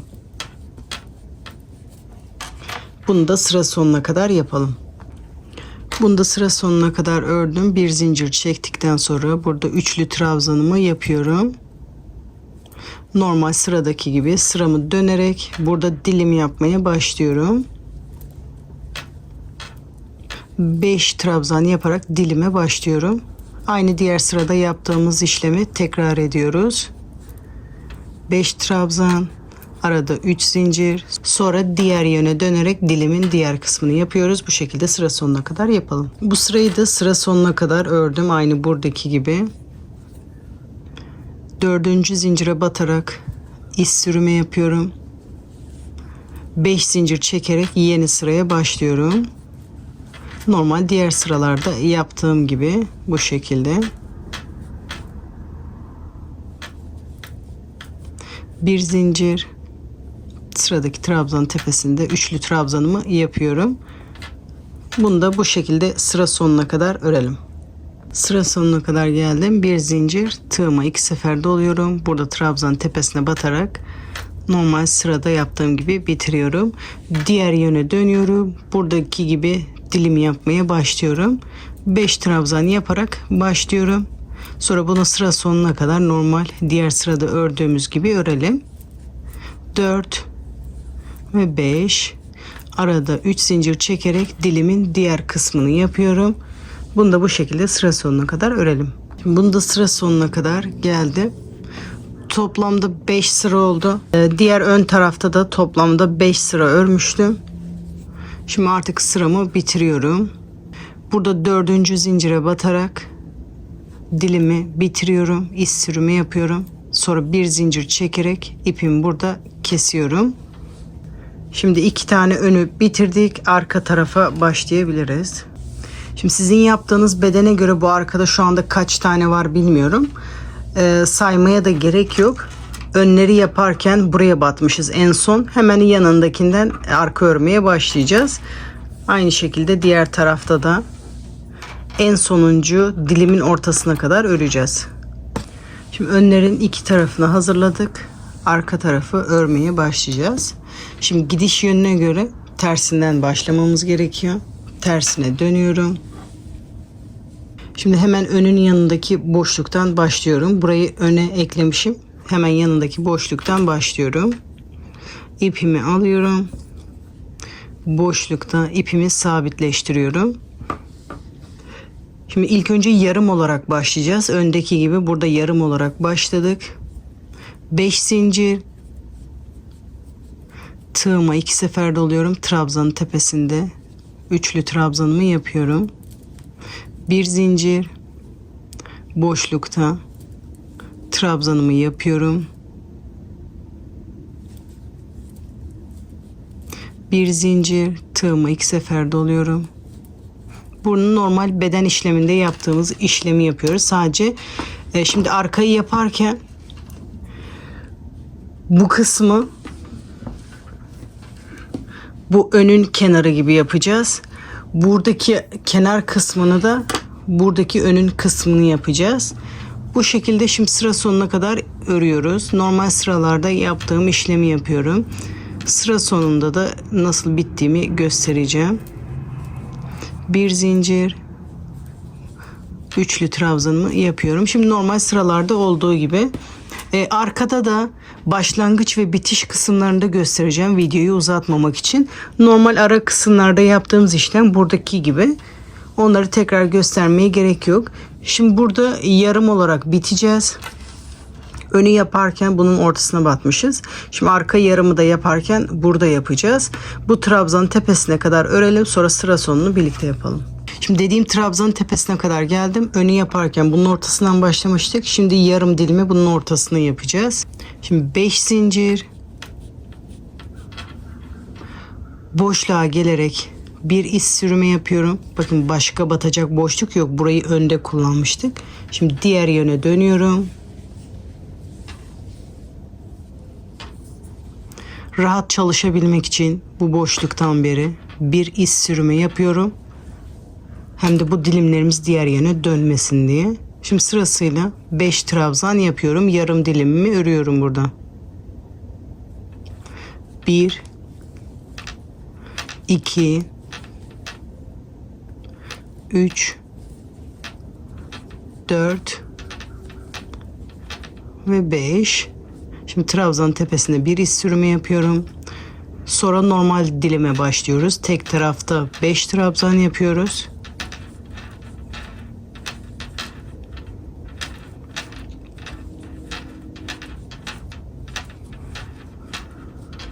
Arada 3 zincir. Tekrar diğer yöne dönerek 5 trabzan yapıyoruz. Normal dilimlerde yaptığımız işlemi yapıyoruz.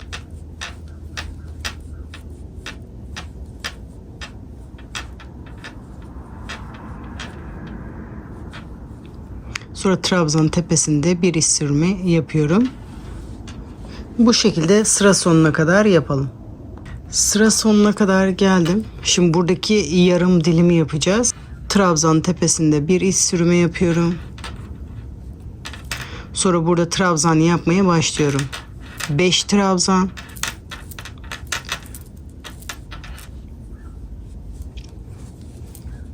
3 4 ve 5. Boşlukta bir iz sürme yapıyorum. Tekrar diğer yöne dönüyorum. Burada rahat çalışabilmem için zinciri çektikten sonra iz sürme yapmıştım. Onun yanında bir iz sürme yaparak diğer yöne dönüyorum. Şimdi yeni sıraya başlamak için 4 zincir çekiyorum. Bu trabzanın tepesine batarak bir iz sürme yapıyorum.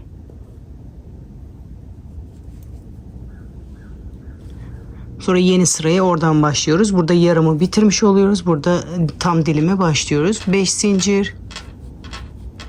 Tığıma 2 sefer doluyorum. Boşlukta trabzanımı yapıyorum. Sonra hiç zincir çekmeden 2 teline batarak trabzanımı yapıyorum.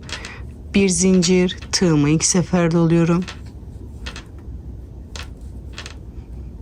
Bu şekilde yeni sıraya başlıyoruz. Gerisini normal sıralarda yaptığımız gibi yapıyoruz. Bu şekilde diğer sırada yarım yapmıştık. Burada tam dilime başlıyoruz. Bu şekilde sıra sonuna kadar örelim. Sıra sonuna kadar geldim. Şimdi bu sırada tam olarak bitiriyoruz. Bir zincir, tığıma 2 sefer dolayarak bu trabzanın tepesinde trabzanımı yapıyorum. Bunu tam dilim olarak bitiriyorum. Şimdi dilimlerimi yapmaya başlıyorum. Diğer yöne dönüyorum. Burada normal burada yaptığımız işlemi yapıyoruz. Tek tarafta 5 trabzan.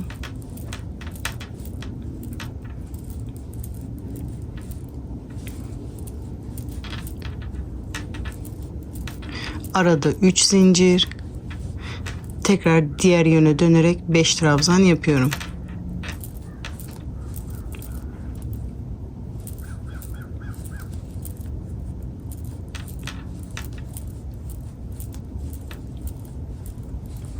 Trabzan tepesine batarak iz sürme yapıyoruz.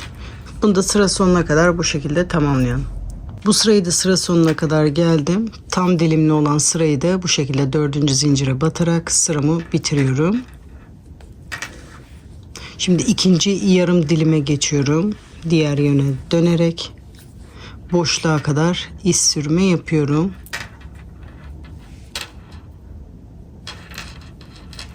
Boşlukta bir iz sürme yapıyorum. Buradaki gibi zincir çekerek yarım dilime başlıyorum. 5 zincir, tığıma 2 sefer doluyorum. Burada trabzanın tepesine batarak üçlü trabzanımı yapıyorum. Bir zincir, tığıma 2 sefer doluyorum. Burada tam dilim için trabzanımı yapıyorum. Bir zincir, trabzanın tepesinde trabzanımı yapıyorum. Bunu da bu şekilde sıra sonuna kadar yapalım. Sıra sonuna kadar geldim. Şimdi diğer tarafta yarım yaptığımız için burada da yarım yapıyoruz. Diğer sırada tamdı. 5 zincir. Boşluğa gelerek bir iz sürme yapıyorum. Sonra diğer yöne dönüyorum. Diğer yönde rahat çalışabilmem için bu tarafta bu şekilde bir iz sürme yapıyorum. Sonra sırasıyla zincirin üzerinde yarım dilimimi yapmaya başlıyorum. 5 trabzan.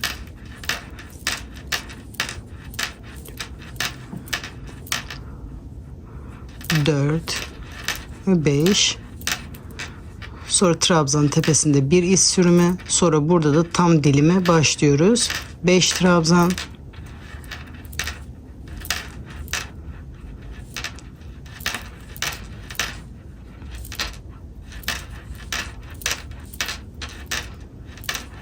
Arada 3 zincir. Sonra diğer yöne doğru dönüyoruz. Tam dilimimizi bu şekilde örmeye devam ediyoruz. Başlangıçtaki yarımda, sonrakiler tam olarak sıra sonuna kadar örelim. Şimdi sıra sonuna kadar geldim. Başlangıçta yarım dilim vardı. Burada da yarım dilim yapacağız. Trabzanın tepesinde bir iz sürme. Şimdi burada yarım örmeye devam ediyorum. 5 trabzan, 2, 3, 4 ve 5. Boşlukta bir iz sürme, sonra diğer yöne dönüyorum. İlmeğimi diğer yön diye başlayabilmem için hemen şurada bir iz sürme yapıyorum. Şimdi yeni sıraya başlamam için, kesmek için buraya başlamam gerekiyor. 4 zincir, burada trabzan tepesine batarak bir iz sürme yapıyorum. Yeni sıraya tam dilim olarak başlıyorum. 5 zincir,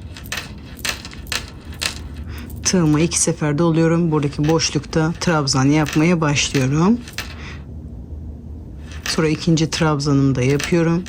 Bir zincir, tığıma 2 sefer doluyorum. Trabzanın tepesine batarak üçlü trabzanımı yapıyorum. Bu şekilde bunu da sıra sonuna kadar yapalım. Burayı da sıra sonuna kadar geldim. Tığımı 2 sefer doluyorum. Trabzanın tepesinde üçlü trabzanımı yapıyorum. Diğer tarafta tam dilim olarak başlamıştık. Burada da tam olarak bitiriyoruz. Diğer sırada yarımdı. Şimdi diğer yöne dönüyorum. Normal tam dilimi yapmaya başlıyorum. Bu trabzanın burada 5 trabzanı yapmaya başlıyorum.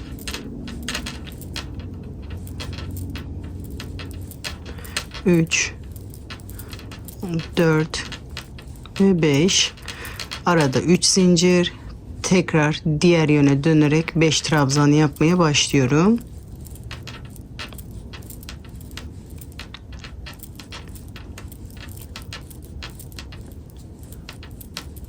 Trabzanın tepesine batarak bir iz sürme yapıyorum. Bu şekilde tam dilimimi oluşturuyorum. Sıra sonuna kadar, buraya kadar sıramızı örelim. Burayı da sıra sonuna kadar geldim. 4. zincire batarak bir iz sürme yapıyorum. Düz olarak bitiriyorum. Şimdi yeni sıraya yarım olarak başlamam gerekiyor. Tersine dönüyorum. Şimdi buradaki gibi yarım yapmam gerekiyor. Buraya kadar iz sürme yapıyorum. Boşluğa geliyorum. Boşlukta da bir iz sürme yapıyorum. Burada 5 zincir çekerek yeni sıraya başlıyorum. Tığıma 2 sefer doluyorum. Bu trabzanın tepesinde üçlü trabzanımı yapıyorum. Bu şekilde yarım dilimimizi oluşturuyoruz. Bir zincir, tığıma 2 sefer doluyorum. Boşlukta trabzanımı yapmaya başlıyorum. Hiç zincir çekmeden trabzan, bir zincir, tığıma 2 sefer dolayıp burada trabzan yapmaya başlıyorum. Bu şekilde burayı da yarım olarak başladık. Sıra sonuna kadar örelim. Şimdi sıra sonuna kadar geldim. Diğer tarafta yarım başlamıştık. Burada da yarım olarak bitiriyoruz. 5 zincir. Boşluğa gelerek bir iz sürme yapıyorum. Şimdi yarım olarak hazırladık. Diğer yöne dönüyorum. İlmeğin bu tarafa dönsün diye bu şekilde tekrar bu yönde bir iz sürme yapıyorum. İlmeğim bu yönde hazır. Şimdi bu zincir içerisinde 5 trabzan yapıyorum.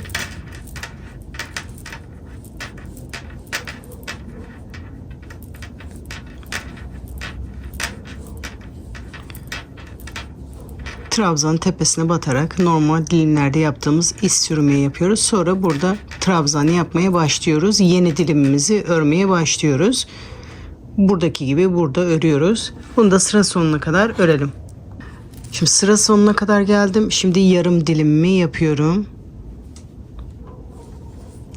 Zincir içerisinde 5 trabzan yapıyorum. 1 2 3 4 ve 5. Hiç zincir çekmeden boşlukta bir iz sürme yapıyorum. Sonra tersine dönüyorum.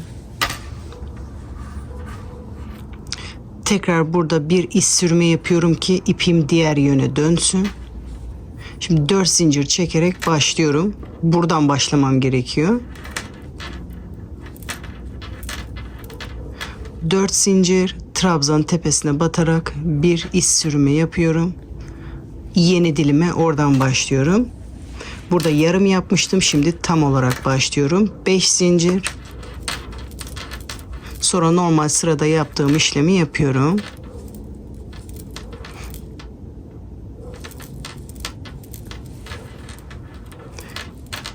Trabzan tepesinde de bir üçlü trabzan yapıyorum. Şimdi normal sıraya başladım. Bunu da sıra sonuna kadar örelim. Sıra sonuna kadar geldim. Trabzan tepesinde üçlü trabzanımı yapıyorum. Burada yarım olarak bitmiştik. Burada tam olarak bitiyoruz. Şimdi sıramı dönüyorum. Burada dilim yapmaya başlıyoruz. Normal sıralarda yaptığımız gibi 5 trabzan yaparak dilime başlıyorum. 4 5 arada 3 zincir, tekrar diğer yöne doğru dönüyorum. 5 trabzanımı yapıyorum.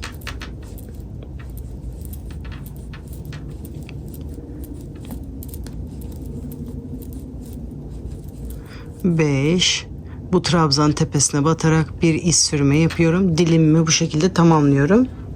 Bunu da sıra sonuna kadar örelim. Sıra sonuna kadar geldim. Buradan 4. zincire batarak bir iç sürme yapıyorum. Şimdi ön taraflı kontrol ediyorum. 1 2 3 yerde yarım yapmışım. Ondan sonra düz olarak devam etmişim. Şimdi burada benim ilk düzüm, toplamda buradaki gibi 5 sıra düz örmem gerekiyor ama 5. sırada yaka yapacağız. Şimdi bu şekilde düz örmeye devam ediyoruz. Sıramı dönüyorum. Tığımı 2 sefer dolayıp normal sıralarda yaptığım işlemi yapıyorum. Hiç zincir çekmeden bu trabzanın tellerine batarak trabzan yapıyorum. Bir zincir, tığıma 2 sefer dolayarak bu trabzan tepesine trabzanımı yapıyorum. Bunu da bu şekilde sıra sonuna kadar, bunun hizasına kadar, trabzan tepesine kadar yapalım. Şimdi bu sırayı da sıra sonuna kadar geldim. Bunu da aynı diğer sırada yaptığımız sayıda yapıyoruz. Çoğaltma, eksiltme yok. Sonuncuyu bunun tepesine batarak üçlü trabzan yapıyorum. Hiç zincir çekmeden diğer yöne dönüyorum.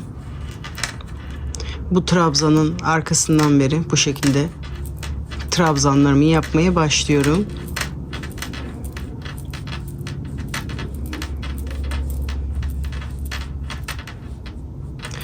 Üç zincir, sonra diğer yöne dönüyorum.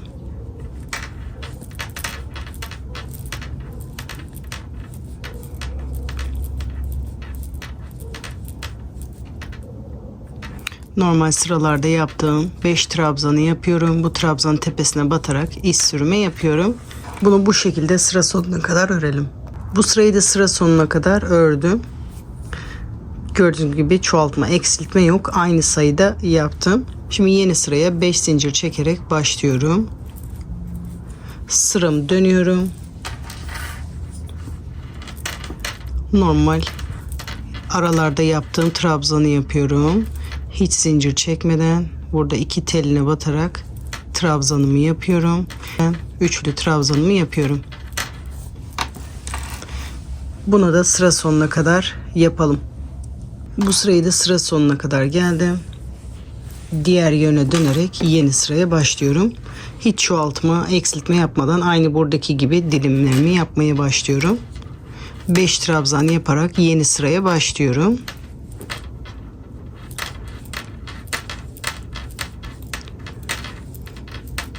5 3 zincir çekerek diğer yöne doğru başlıyorum. Bu dilimi de bu şekilde başlatıyorum. Normal sıralarda yaptığımız gibi dilimlerimi yapıyorum. Bunu da sıra sonuna kadar örelim. Şimdi bu sırayı da sıra sonuna kadar geldim. 3. sıramız oldu. Burada 4. zincire batarak bir iç sürme yapıyorum. 5 zincir çekerek yeni sıraya başlıyorum.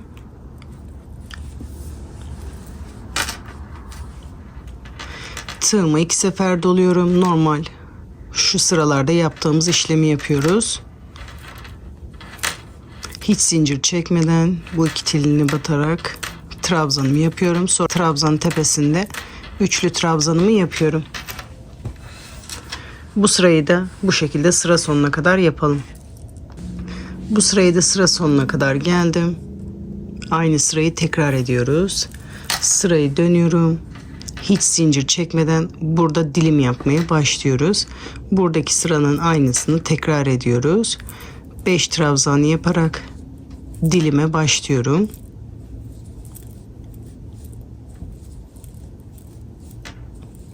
Arada 3 zincir çekiyorum. Sonra diğer yönünü yapıyorum. Bunu da diğer sıralarda yaptığımız gibi yapıyoruz. Buralarda yaptığımız gibi yaparak sıra sonuna kadar yapalım. Sıra sonuna kadar geldim. 4. zincire batarak iz sürümü yapıyorum. 5 sıra örmüşüm.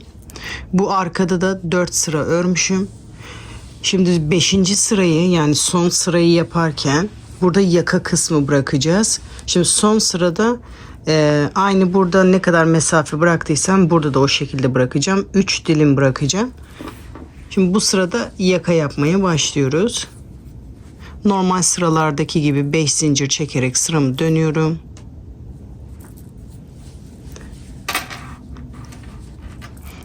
Tığımı 2 sefer doluyorum boşlukta. Trabzanımı yapıyorum. Hiç zincir çekmeden tekrar bu iki tele batarak trabzanımı yapıyorum. Normal sıralardaki gibi trabzanın tepesine batıyorum. Şimdi ön tarafta 3 dilim yaptığımız için burada da 3 dilim yapacağız. Buraya kadar örelim. Dediğim yere kadar geldim. Buradan sonrasını devam etmiyorum. Burada yaka boşluğu bırakıyoruz.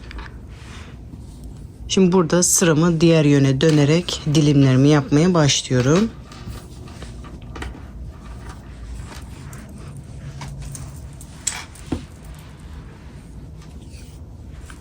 Burada yaka mesafesi bırakacağız.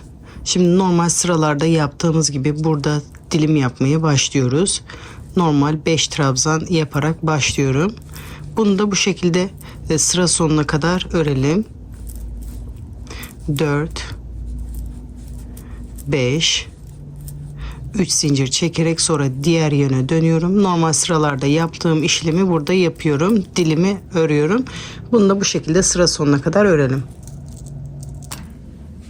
Bunda sıra sonuna kadar geldim. Bu son 4. zincire batarak bir iz sürme yapıyorum. Bir zincir çekerek ipimi burada biraz uzun kesiyorum. Omuzları dikebilmek için bu şekilde uzun ip dikiyorum. Arka omuzun teki bu şekilde bitmiş oluyor. Şimdi diğer omuza geçebiliriz. Şimdi arkada tek tarafın omuzunu yaptık. Şimdi diğer tarafın omuzunu yapıyoruz. Tersinden başlıyoruz. Burada kaç dilim yaptıysak diğer tarafta da aynı yapıyoruz. Burada 3 dilim yaptık. Burada da 3 dilim bırakmam gerekiyor. Bu trabzanın tepesinden başlıyorum. İpimi alıyorum. Bir zincir çekerek başlıyorum. Bu trabzan tepesinde sıramı başlatıyorum. Şimdi zincir çekerek başlıyorum. 5 zincir çekerek başlıyorum. Normal diğer sıralarda yaptığımız işlemi yapıyorum. Tığıma 2 sefer doluyorum. Boşlukta trabzanımı yapıyorum. Hiç zincir çekmeden tekrar tığıma bir sefer doluyorum. Bu şekilde ilk yaptıklarımı trabzan yapıyorum. Ben tığıma 2 sefer dolayıp burada trabzanımı yapıyorum. Bunu da sıra sonuna kadar normal sıralarda yaptığımız işlemi yapalım. Şimdi bunu da sıra sonuna kadar ördüm. Şimdi normal sıralarda yaptığımız bu dilim işlemini yapıyoruz. Tığıma doluyorum. Burada dilim işlemini yapmaya başlıyorum. Bunu da normal sıralarda yaptığımız gibi 5 trabzan yaparak başlıyorum. Diğer tarafta yaptığımız işlemin aynısını burada da yapıyoruz. 5 trabzan, arada 3 zincir, tekrar diğer tarafa geçerek 5 trabzan yapmaya başlıyoruz.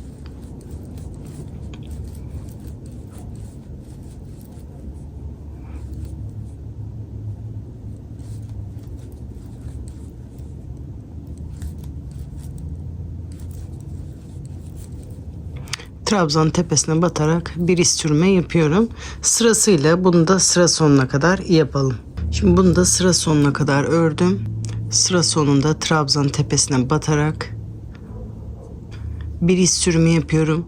Bir zincir çekerek ipimi biraz uzun kesiyorum. Burada omuz kısmını dikebilmek için.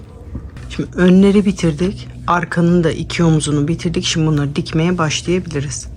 Bu dikme işlemi isterseniz şu anda da yapabilirsiniz. Tamamen bitirdikten sonra da yapabilirsiniz.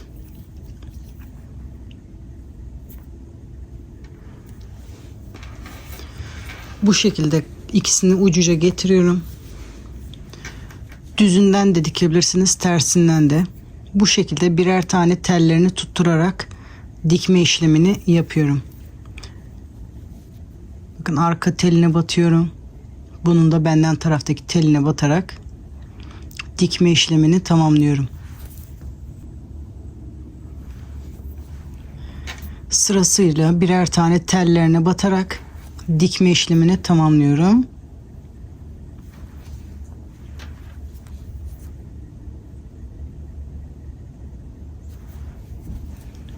Bu şekilde sıra sonuna kadar dikelim.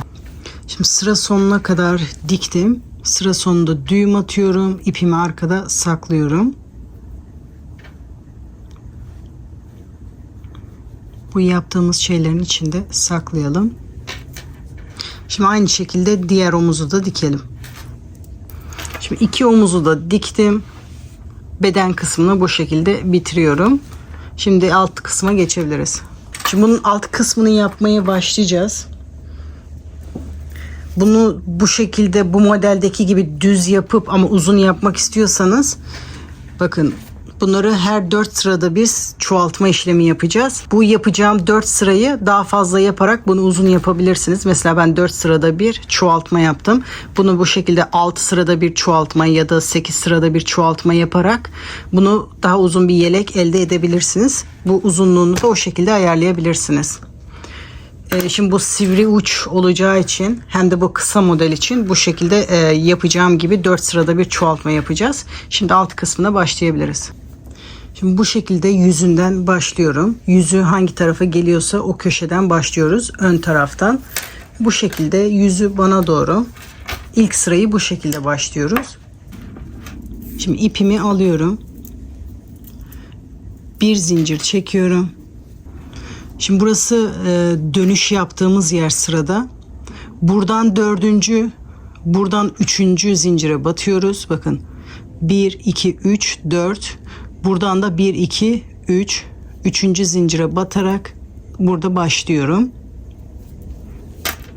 Şimdi 4 zincir çekerek yeni sıraya başlıyorum. Şimdi burada trabzanlar yapmaya başlayacağız. Aslında direkt bu şekilde batıyorum. Ama böyle batınca bu delikler çok büyük oluyor. Bunu önlemek için şu şekilde yapacağım. Şu yaptığımız trabzanı açarak bakın bir teline batmıştım zincirin. Ona da batıyorum. Bakın trabzanın ortasından beri batarak trabzanı yapmaya başlıyorum. O büyük deliği önlemek için aslında direkt buraya batabilirsiniz ama buradaki delik çok büyük oluyor. Şimdi boşlukta 2 trabzan yapıyorum. Arada 3 zincir. Tekrar aynı boşluğa batarak 2 trabzan yapıyorum. Bu alt kısmını bu şekilde ikili trabzanlar olarak başlayacağız. Bunu her 4 sırada bir çoğaltacağız. Şimdi hiç zincir çekmeden tığıma doluyorum. Burada da aynı şekilde yapıyorum. Trabzanın arasından beri batarak bir trabzan yapıyorum. Bu diğer sırada yaptığımız ara trabzanların oraya devam edeceğiz. Burada trabzan yapacağız. Tığıma doluyorum. Şimdi bu yaprağın altındaki kısmı buradaki işlemi yapıyoruz. Trabzanın arasından beri 2 trabzan yapıyorum. Arada 3 zincir. Tekrar aynı boşlukta 2 trabzan yapıyorum. Bu gösterdiğim yere batınca bu kısımlar daha iyi duruyor. Şimdi hiç zincir çekmeden tekrar bakın bu aradaki trabzanın ortasından beri batıyorum. Bir trabzan. Hiç zincir çekmeden burada da aynı şekilde arasından beri batıyorum. 2 trabzan yapıyorum. Arada 3 zincir. Tekrar aynı boşlukta 2 trabzan yapıyorum. Hiç zincir çekmeden bu trabzanın orada tek trabzanı yapıyorum. Bunu bu şekilde ilk sıramızı oluşturuyoruz. Bunu sıra sonuna kadar bu şekilde gösterdiğim şekilde batarak tamamlayalım. Şimdi bu sırayı sıra sonuna kadar geldim. Burada normal trabzan yaptım. Şimdi bu yaprağın altındaki trabzanları yapacağım. Şu şekilde ortasından beri batarak yapacağım.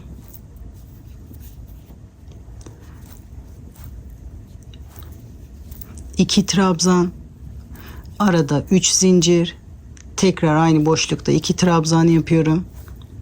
Sonuncuyu da yapıyoruz. Tığımı bir sefer doluyorum. Bakın bu trabzanı battığım yere batarak tekrar bir trabzan yapıyorum. Dönüşlerde 4 zincir çekerek dönüyorum. 3 zincir trabzan için bu sonuncu zincirlere de böyle bu şekilde batarak trabzan yapacağız. Bu ön kasmasın diye 4 zincirle yapıyoruz. Diğer yöne dönüyorum.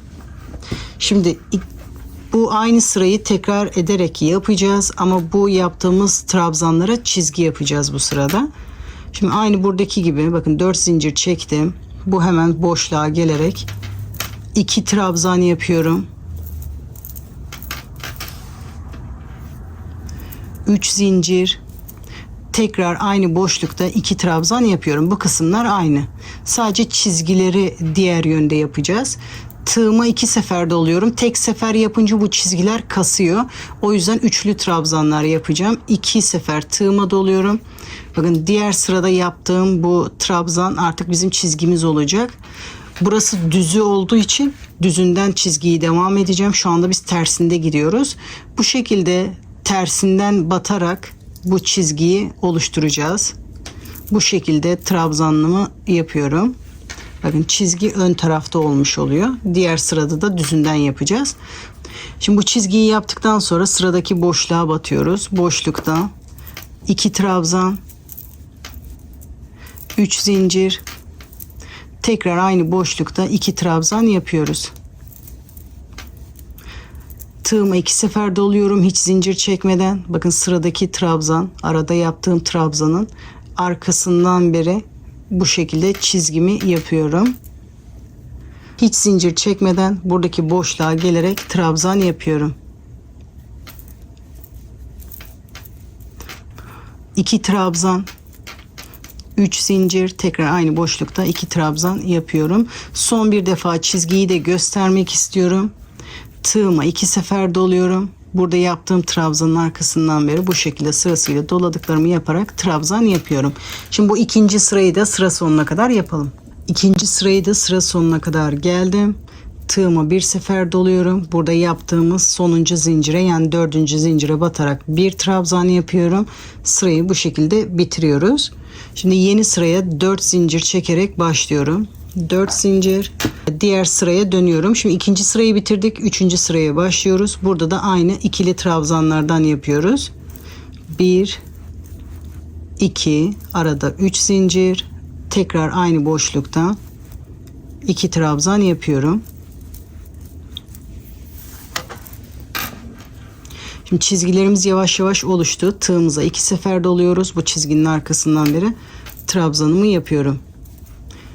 Sıradaki boşlukta tekrar 2 trabzan, 3 zincir, tekrar aynı boşlukta 2 trabzan yapıyorum. Tığımı 2 sefer doluyorum. Bu diğer sırada yaptığımız trabzanın arkasından beri bu şekilde düzünden çizgi yapıyoruz. Bu 3. sırayı da bu şekilde sıra sonuna kadar örelim. 3. sırayı da sıra sonuna kadar ördüm. Hiç zincir çekmeden sonuncu zincire batarak bir trabzan örüyorum. 4 zincir çekerek yeni sıraya başlıyorum. Şimdi 3 sıra ördük. 4. sırayı öreceğim. Bunda da tekrar 2 trabzanlar yapıyorum. 2 trabzan, 3 zincir, tekrar aynı boşlukta 2 trabzan yapıyorum.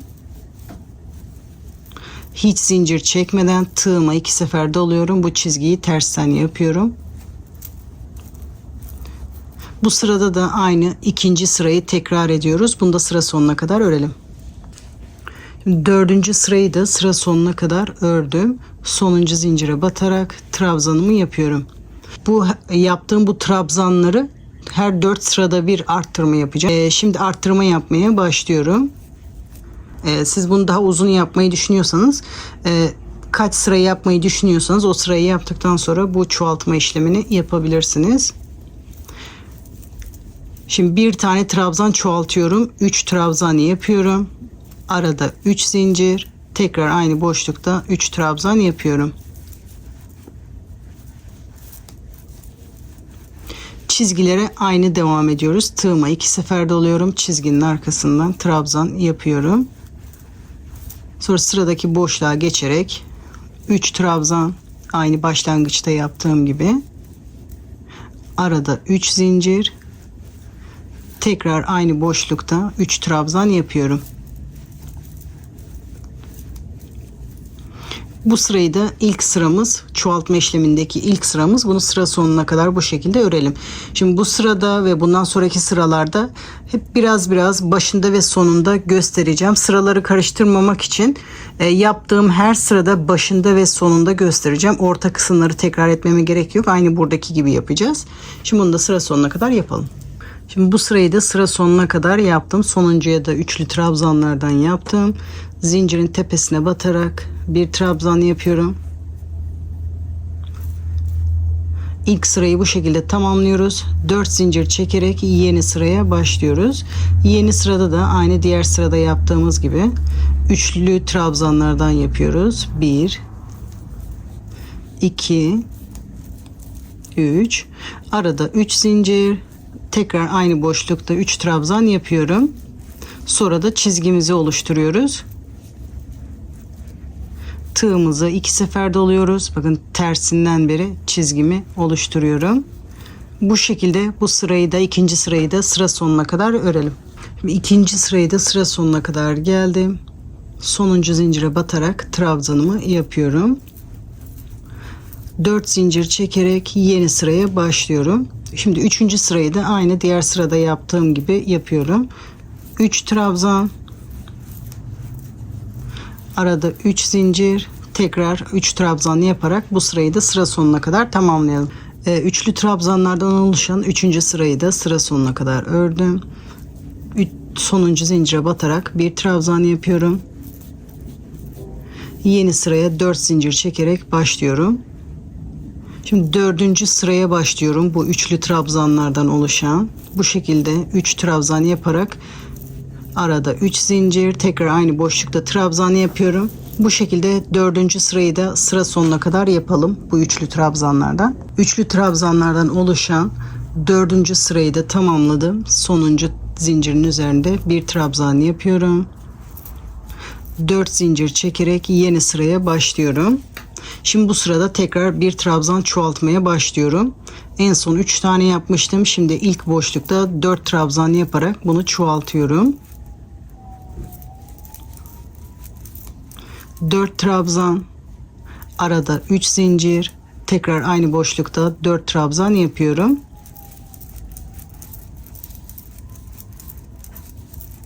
Hiç zincir çekmeden tığıma 2 sefer doluyorum. Burada çizgimi oluşturuyorum. Sonra sıradaki boşluğa giderek 4 tane trabzan yapmaya başlıyorum. Şimdi dörtlü ilk sıramızı sıra sonuna kadar örelim. 4 trabzanlardan oluşan 1. sırayı sıra sonuna kadar ördüm. Trabzan yaparak sıramı bitiriyorum. 4 zincir çekerek yeni sıraya başlıyorum. Bu son sırada yaptığımız gibi hemen boşlukta 4 trabzan yaparak başlıyorum. Bu sırayı da, ikinci sırayı da bu şekilde sıra sonuna kadar tamamlıyoruz. 4 trabzan, 3 zincir, tekrar aynı boşlukta 4 trabzan yaparak bunu sıra sonuna kadar yapalım. İkinci sırayı da bu şekilde tamamlayalım. Sıra sonuna kadar yapalım. İkinci sırayı da sıra sonuna kadar geldim. Tığıma doluyorum. Sonuncu zincire batarak bir trabzan yapıyorum. 4 zincir çekerek yeni sıraya başlıyorum. Aynı son sırayı tekrarlayarak 3. sırayı da sıra sonuna kadar tamamlayalım. 4 trabzan, arada 3 zincir, tekrar 4 trabzan yaparak bu 3. sırayı da sıra sonuna kadar yapalım. 3. sırayı da sıra sonuna kadar ördüm. Tığıma bir sefer doluyorum. Burada zincirin içine batarak trabzanımı yapıyorum. Tekrar 4 zincir çekerek sıramı dönüyorum. Normal sıralarda yaptığım gibi 4. sıraya başlıyorum. Bunda da hala dörtlü trabzanlar yapıyoruz. Bunu da sırasıyla sıra sonuna kadar bu şekilde tamamlayalım. 4. sıramızı yapıyoruz. Bu şekilde sıra sonuna kadar yapalım. Şimdi 4. sırayı da sıra sonuna kadar ördüm. Tığımı doluyorum. Bu son zincirin tepesine batarak bir trabzan yapıyorum. Şimdi beşli trabzanları yapmaya başlayacağız. Bu dörtlüler 4 sıra oldu. Onu tamamladık. Şimdi 4 zincir çekerek sıramı dönüyorum. Şimdi ilk boşlukta 5 trabzan yapıyoruz.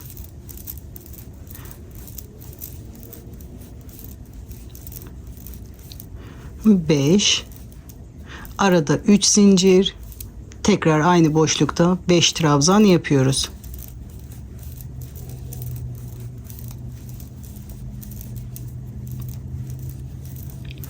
Tığıma 2 sefer doluyorum. Burada çizgimizi yapıyoruz. Sırasıyla diğer bu uçlara da aynı buradaki gibi beşli trabzanlar yaparak sıra sonuna kadar yapalım. Sıra sonuna kadar geldik. Sonuncu dilimin üzerine de beşli trabzanlardan yaptım. Şimdi bu sıradan sonra bu kenarlar kasmasın diye normalde diğer sıralarda tek sefer dolayarak trabzan yapıyorduk. Ama bu beşli trabzanlarda bu kenarlar kasmasın diye bu şekilde tığımızı 2 sefer doluyoruz. Burada sonuncu zincire batarak bu şekilde üçlü trabzan yapıyoruz. Yeni sıraya 4 zincir çekerek başlıyoruz. Şimdi bu ilk birinci sıramızda ikinci sırayı da aynı beşli trabzanlar yaparak bunu sıra sonuna kadar yapıyoruz. 5 trabzan, 3 zincir, tekrar boşlukta 5 trabzan yaparak bunu sıra sonuna kadar yapalım. İkinci sırayı da bu şekilde tamamlayalım. Bu sırayı da sıra sonuna kadar geldim. Tığımı 2 sefer dolayıp 4. zincire batarak trabzanımı yapıyorum. Yeni sıraya 4 zincir çekerek başlıyorum. Normal sıralarda yaptığımız gibi burada trabzanları yapmaya başlıyorum. Az önce ikinci sırayı bitirdik. Şimdi 3. sıraya başlıyoruz. Bunu da sıra sonuna kadar bu şekilde normal sıralarda ördüğümüz gibi sıra sonuna kadar örelim. Bu beşli trabzanlardan 3. sırayı da sıra sonuna kadar geldim. Tığımı 2 sefer doluyorum. Zincirin tepesine batarak bu şekilde trabzanımı yapıyorum. Tekrar 4 zincir çekerek direkt diğer sıraya başlıyorum. 4. sırasında yapıyorum. Bunu da sıra sonuna kadar bu şekilde tamamlıyorum. Tekrar aynı 5 trabzan, 3 zincir, 5 trabzan yapıyorum bu boşlukta. Bu beşli trabzanlardan artık sonuncu sırayı yapıyoruz. Bu 4. sırayı da sıra sonuna kadar yapalım. Şimdi 4. sırayı da sıra sonuna kadar geldim. Tığımı 2 sefer doluyorum. Sonuncu zincire batarak trabzanımı yapıyorum. Şimdi buraya kadar olan aşama şu modelde yaptığım gibi altı düz olan model. Buraya kadar o aşama. Sivri uçları yapmak istemiyorsanız modelinizi burada bitirebilirsiniz. Burada ben sık iğne yapmamıştım. İsteğe bağlı modelin sonunda yaptığım sık iğneyi buralara yapabilirsiniz arkadaşlar. Ben bunu da yapmamıştım. Düz yapacaklar ipini burada kesip bu şekilde bırakabilir ya da son bir sıra sık iğne yaparak bu kısmı tamamlayabilir. Şimdi bundan sonra yapacağım aşama o kanat şeklini vereceğimiz kat kat olan kısım. Ben onlara basamak adını veriyorum. Şimdi bu kısmı normal sırada yaptığımız gibi yapıyoruz. 4 zincir çekiyorum, sıramı dönüyorum. Hemen burada normal sıralarda yaptığım 5 trabzan, 3 zincir, 5 trabzanı yapıyorum. Yani bu kısımları daha önce anlattığımız için hızlı geçiyorum. 4 ve 5, arada 3 zincir yaparak sonra diğer kısımdaki trabzanları yapıyorum aynı boşluk içerisinde. Bakın buradaki çizgi bizim yan dikişimiz. O yan dikişin oraya işaret alıyorum. Bu bizim ilk basamağımız olacak. Buraya kadar öreceğiz. Bu işaretimizi alalım. Bu işaret aldığım yere kadar, bunun tepesine kadar örüyorum. Son burada sıramızı bitiriyoruz. Şimdi bu işlemi normal sıralarda yaptığımız gibi buraya kadar örelim. Dediğim yere kadar geldim. Burada artık geri döneceğiz. Düz örmeyeceğiz. Şu andaki yapacağımız işleme ben basamak adını vereceğim. Şu şekilde çizgi çizgi yukarı doğru basamak şeklinde olacak. Şu anda ilk basamağımızı yapıyoruz. Tığıma 2 sefer doluyorum. Normal sıradaki yaptığım işlemi yapıyorum. İşaret aldığım yerde. Şimdi buradan devam etmeyeceğiz. Şimdi 5 zincir çekerek yeni sıraya başlayacağım. İlk basamağımı o şekilde oluşturacağım. 5 zincir, diğer yöne dönüyorum.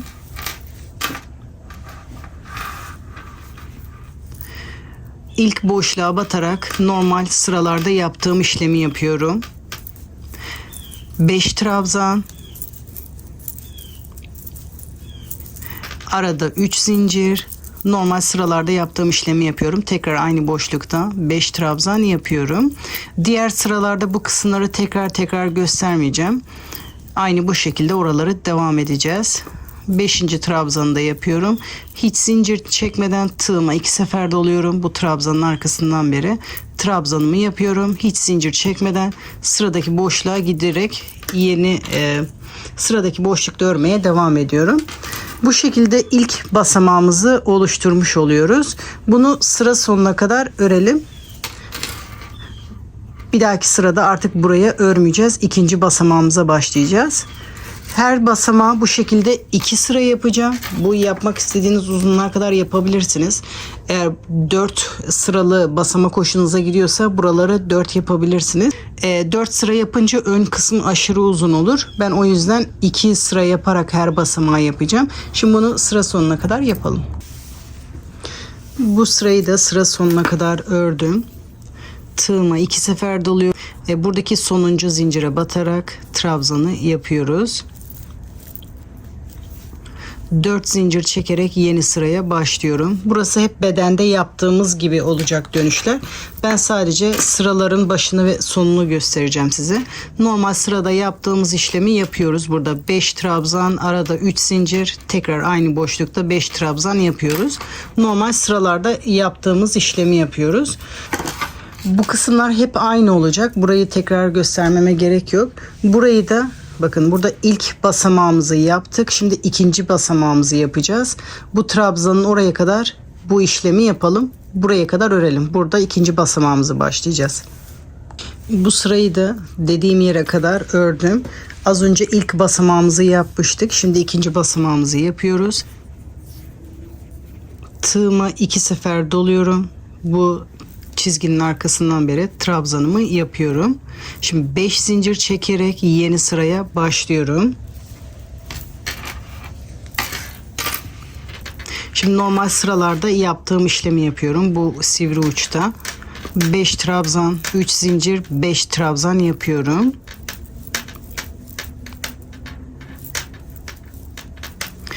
Bu kısımları çok uzatmamak için sadece başlangıç ve bitiş kısımlarını göstereceğim. Bu ortada yaptığımız kısımlar aynı. 5 trabzan, 3 zincir, tekrar 5 trabzan yapıyoruz. Bu şekilde sıra sonuna kadar yapalım.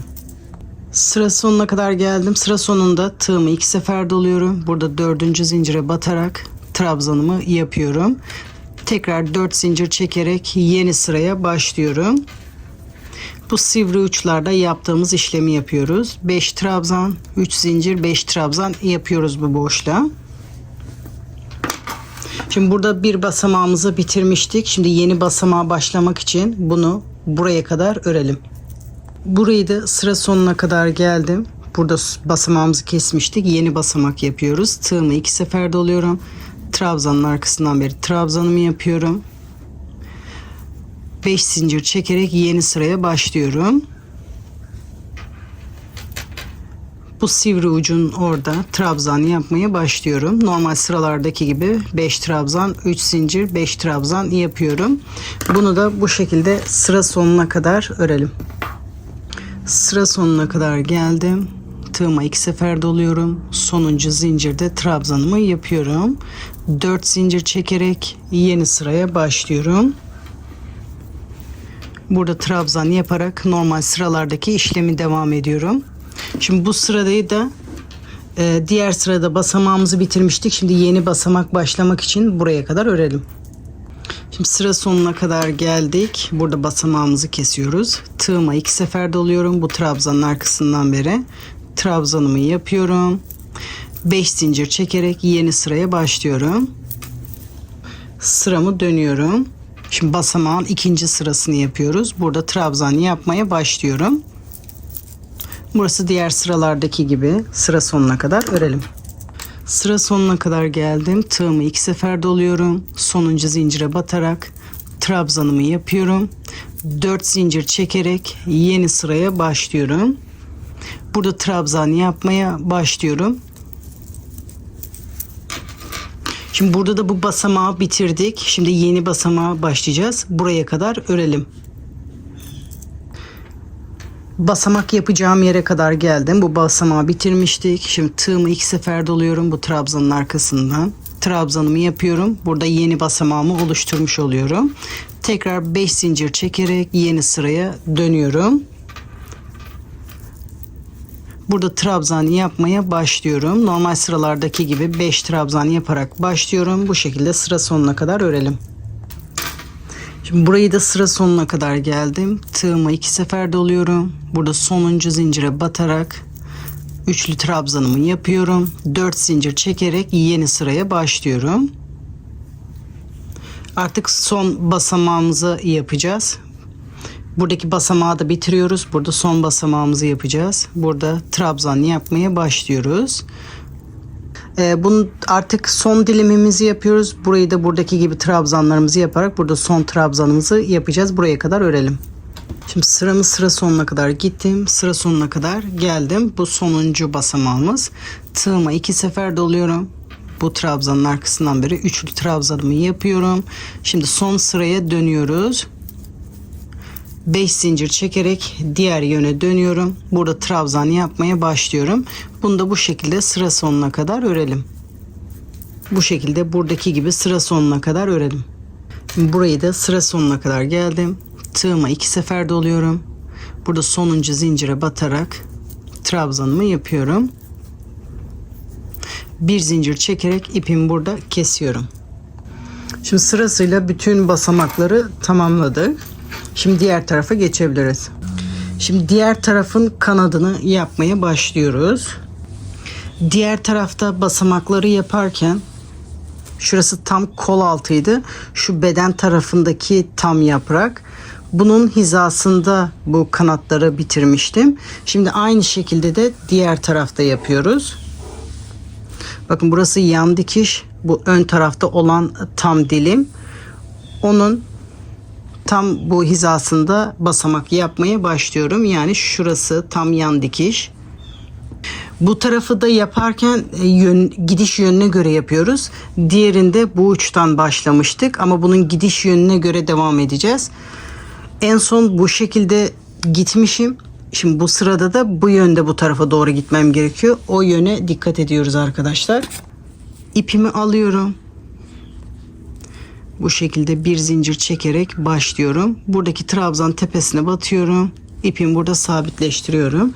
Şimdi normal sıralarda yaptığımız gibi 5 zincir. Sonra normal burada yaptığımız işlemi yapıyoruz. Boşluk içerisinde 5 trabzan.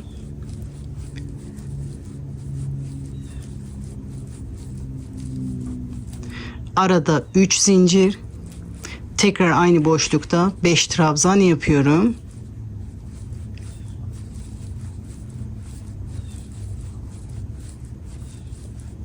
Sonra normal sıralarda yaptığım gibi tığıma 2 sefer doluyorum. Bunun arkasından beri trabzanımı yapıyorum. Sonra hiç zincir çekmeden sıradakine geçiyorum.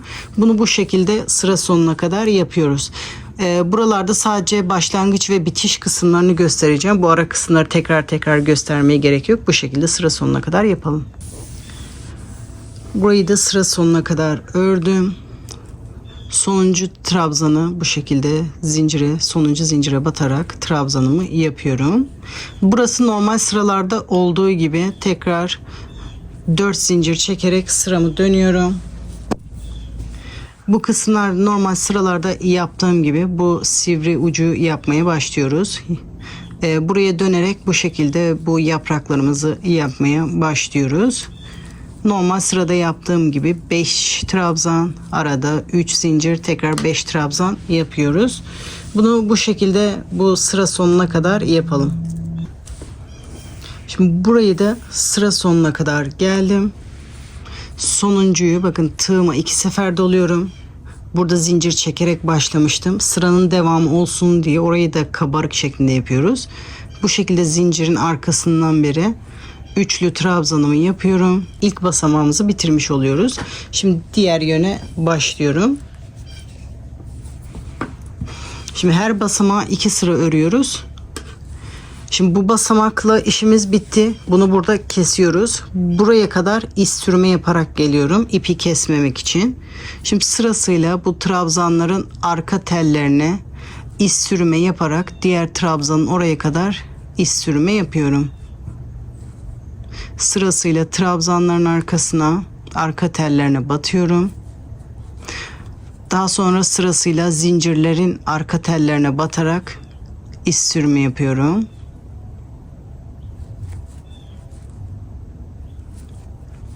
Sonra tekrar trabzanların arka tellerine batarak trabzan tepesine kadar iz sürme yapıyorum. Bu her basamakta basamağı kesince iz sürme bu şekilde olacak. Videoyu uzatmamak için bu şekilde her basamakta tekrar göstermeyeceğim arkadaşlar. İz sürme yapacağız deyince bu şekilde olacak. Sonra bu trabzan tepesine geliyoruz. 5 zincir çekerek yeni sıraya başlıyoruz. Sonra tığıma doluyorum. Bu sivri uca normal sıralarda yaptığımız işlemi yapıyoruz. 5 trabzan, arada 3 zincir. Bu şekilde tekrar aynı boşlukta trabzan yapmaya başlıyoruz. Bu kısımda da videoyu uzatmamak için sıraları kendimiz sıra sonuna kadar gidip bu kısma kadar geri geleceğiz. Bu kısımları tekrar göstermeme gerek yok arkadaşlar. Bu sırayı sıra sonuna kadar gidiyoruz. Tekrar geri dönüyoruz. Buraya kadar geliyoruz. Bu şekilde videoyu uzatmamış oluyoruz. Buraya kadar örelim. Bu basamağı da sıra sonuna kadar gidip tekrar buraya kadar ördüm. Şimdi tığıma 2 sefer dolayarak bu zincirin arkasından beri trabzanımı yapıyorum. Bu basamağı da bu şekilde bitirmiş oluyoruz. Bu basamak da bitti. Şimdi diğer basamağa başlıyoruz. Bu trabzan tepesine kadar iz sürme yaparak gelelim. Buraya kadar iz sürme yaptım. Yeni basamağa başlıyorum. 5 zincir çekerek yeni basamağa başlıyorum. 5, buradaki sivri uca gelerek trabzan buraya gelerek trabzan yapmaya başlıyorum. Toplamda 5 trabzan yaparak yeni sivri uca başlıyorum. Şimdi bunu da sıra sonuna kadar gidip tekrar buraya kadar örelim. Bu sırayı da sıra sonuna kadar gidip geldim. Sırayı bitiriyoruz bu şekilde. Üçlü trabzan yaparak sırayı bitiriyorum. Sonra tersine dönüyorum. Bu trabzan tepesine kadar iz sürme yapalım. Şimdi bu basamağı bitirdik. Yeni basamak yapabilmek için buraya kadar iz sürme yapalım. Yeni basamağa başlayalım. Trabzan tepesine kadar ördüm. Şimdi yeni basamağa başlıyoruz. 5 zincir çekerek yeni basamağa başlıyorum. Buraya gelerek 5 trabzan yapmaya başlıyorum. Burayı da bu şekilde sıra sonuna kadar gidip geliyoruz. Bu basamağa da sıra sonuna kadar gittim, geri geldim. Burayı da sıra sonunu aynı yapıyoruz. Bu zincirin arkasından beri üçlü trabzanımı yapıyorum. Bu basamağı da bu şekilde bitirmiş oluyoruz. Şimdi yeni basamağa başlamak için buraya kadar iz sürme yapıyorum. Tersine dönüyorum. Şimdi buraya kadar iz sürme yaparak geliyorum. Ondan sonra yeni basamağa başlıyoruz.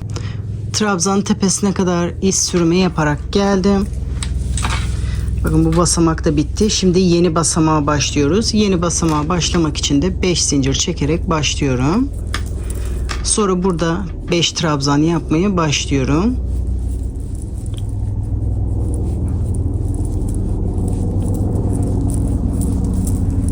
Bunu da normal sıralarda yaptığım gibi yapıyorum. Sıra sonuna kadar gidip geliyorum. Sonra sırayı basamağı burada bitiriyoruz. Bu basamağı da gittim geldim sıra sonuna kadar ördüm. Tığıma 2 sefer doluyorum. Bu zincirin arkasından beri üçlü trabzanımı yapıyorum. Bu basamağı da bu şekilde bitirmiş oluyoruz. Şimdi yeni basamağa başlamak için buraya kadar iz sürümü yapmam gerekiyor. Trabzan tepesine kadar geldim. Şimdi yeni basamağa başlıyorum ve sonuncu basamağımız. Bunu da bir basamak yapıp ondan sonra bitiriyoruz. 5 zincir çekerek yeni sıraya başlıyorum. Burada bu trabzanları yapıyorum. Normal sıralarda yaptığımız gibi 5 trabzan yapıyorum. Burayı da normal sıralarda yaptığımız gibi gidip tekrar buraya kadar geliyorum. Bu son basamağa da bu şekilde gittim geldim sıra sonuna kadar getirdim. Tığıma 2 sefer doluyorum.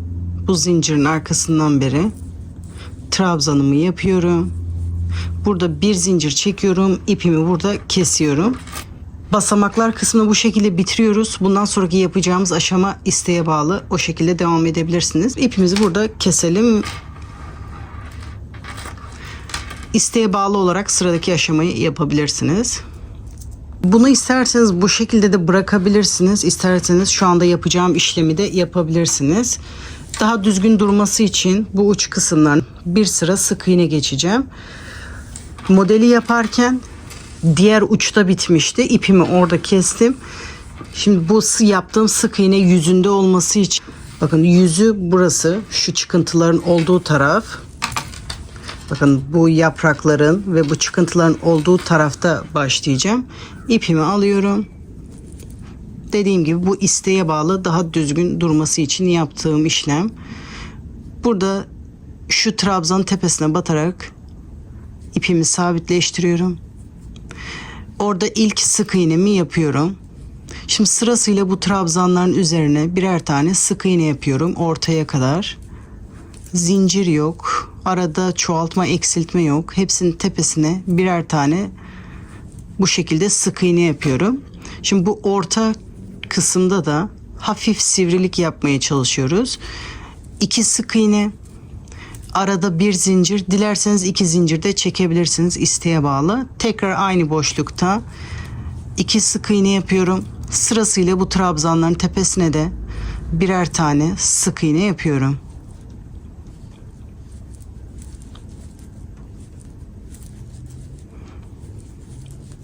Şimdi sonuncu trabzanın tepesine de bir sık iğne yaptım.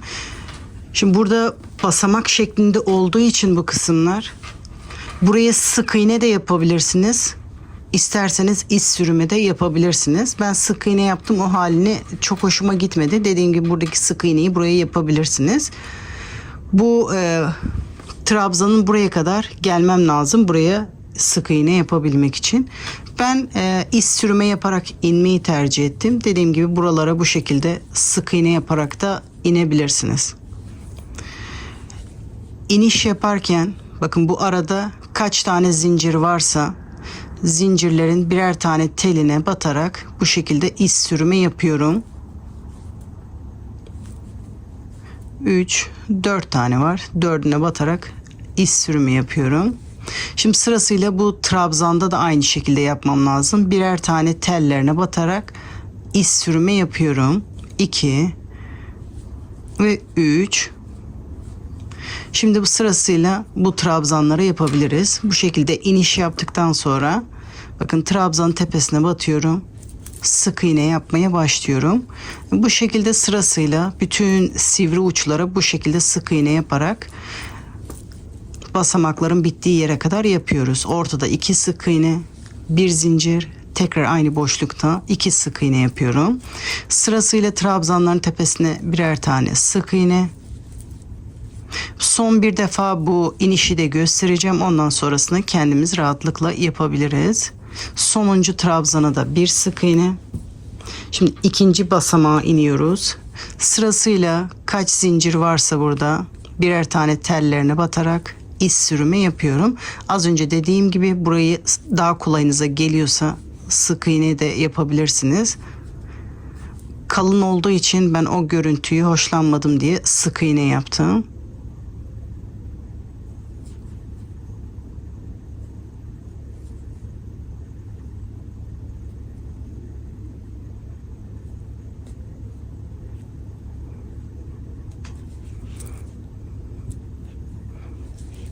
Sonuncu zincire de bir iz sürümü yapıyorum. Şimdi sırasıyla trabzana iz sürümü yapıyorum. Burada da birer tane tellerine batarak yapıyoruz. İp tel tel olduğu için batmak biraz zor oluyor. Şimdi sırasıyla bu trabzanların tepesinde sık iğne yapmaya başlıyorum. Sırasıyla basamaklarımızı bu düz olana kadar, buraya kadar sık iğne yapalım. Şimdi bu basamakları sırasıyla son basamağa kadar geldim. Bakın burası arka kısmı. Arkayı düz yapıyoruz. Son trabzanın tepesine de bir iz sürme yaptım. Şimdi sırasıyla burada yaptığımız gibi trabzanların tepesinde birer tane sık iğne yapıyorum.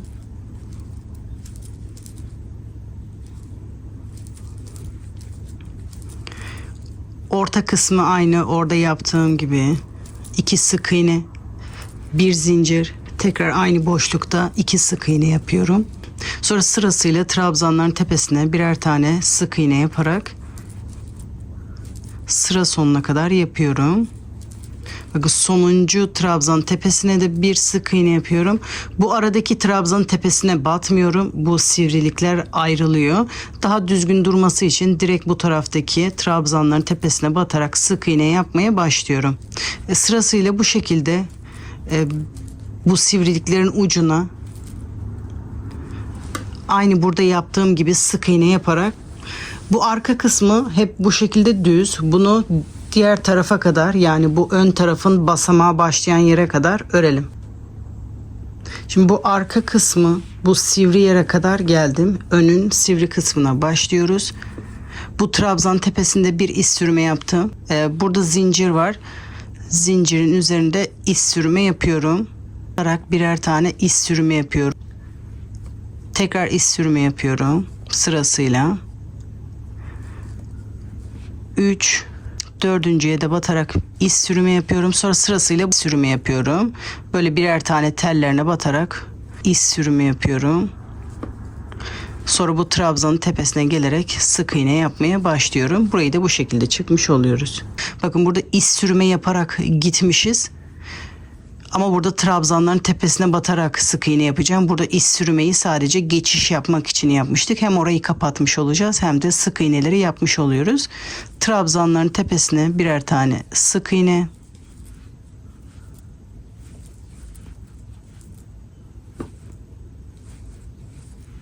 Burası da diğer köşelerde yaptığımız gibi boşlukta 2 sık iğne, arada bir zincir, tekrar aynı boşlukta 2 sık iğne yapıyoruz. Şimdi buradaki gibi sırasıyla bu trabzanların tepesine de birer tane sık iğne yaparak kenara kadar örüyorum.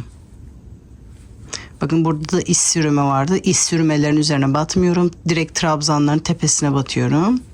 Sonuncu trabzanı da yapıyorum. Şimdi aynı buradaki gibi iz sürme yaparak buraya kadar gidiyoruz. Burada zincir var. Sırasıyla zincirlerin içinde birer tane iz sürme yapıyorum. 2, 3 ve 4. Sonra sırasıyla trabzana yapıyorum. 3 tane iz sürümü. 1. Trabzanın böyle birer tane tellerine batmaya çalışıyoruz. 2. Son bir tane daha yapıyorum. 3. Ondan sonra bu trabzanın tepesinde sık iğne yapmaya başlıyorum. Bu şekilde bütün bu basamakları yaparak bu sivri uç kısma kadar yapalım. Sıra sonuna kadar geldim. Burada zincirin tepesine batarak son sık iğnemi yapıyorum. Bir zincir çekerek ipimi burada kesiyorum. Sonra bu ipi arkada saklıyoruz. Sonra bitmiş halini üzerimde gösteriyorum. Bu ön kısmı ben sık iğneye devam etmedim. İsteğe bağlı olarak buraya sık iğne yapabilirsiniz.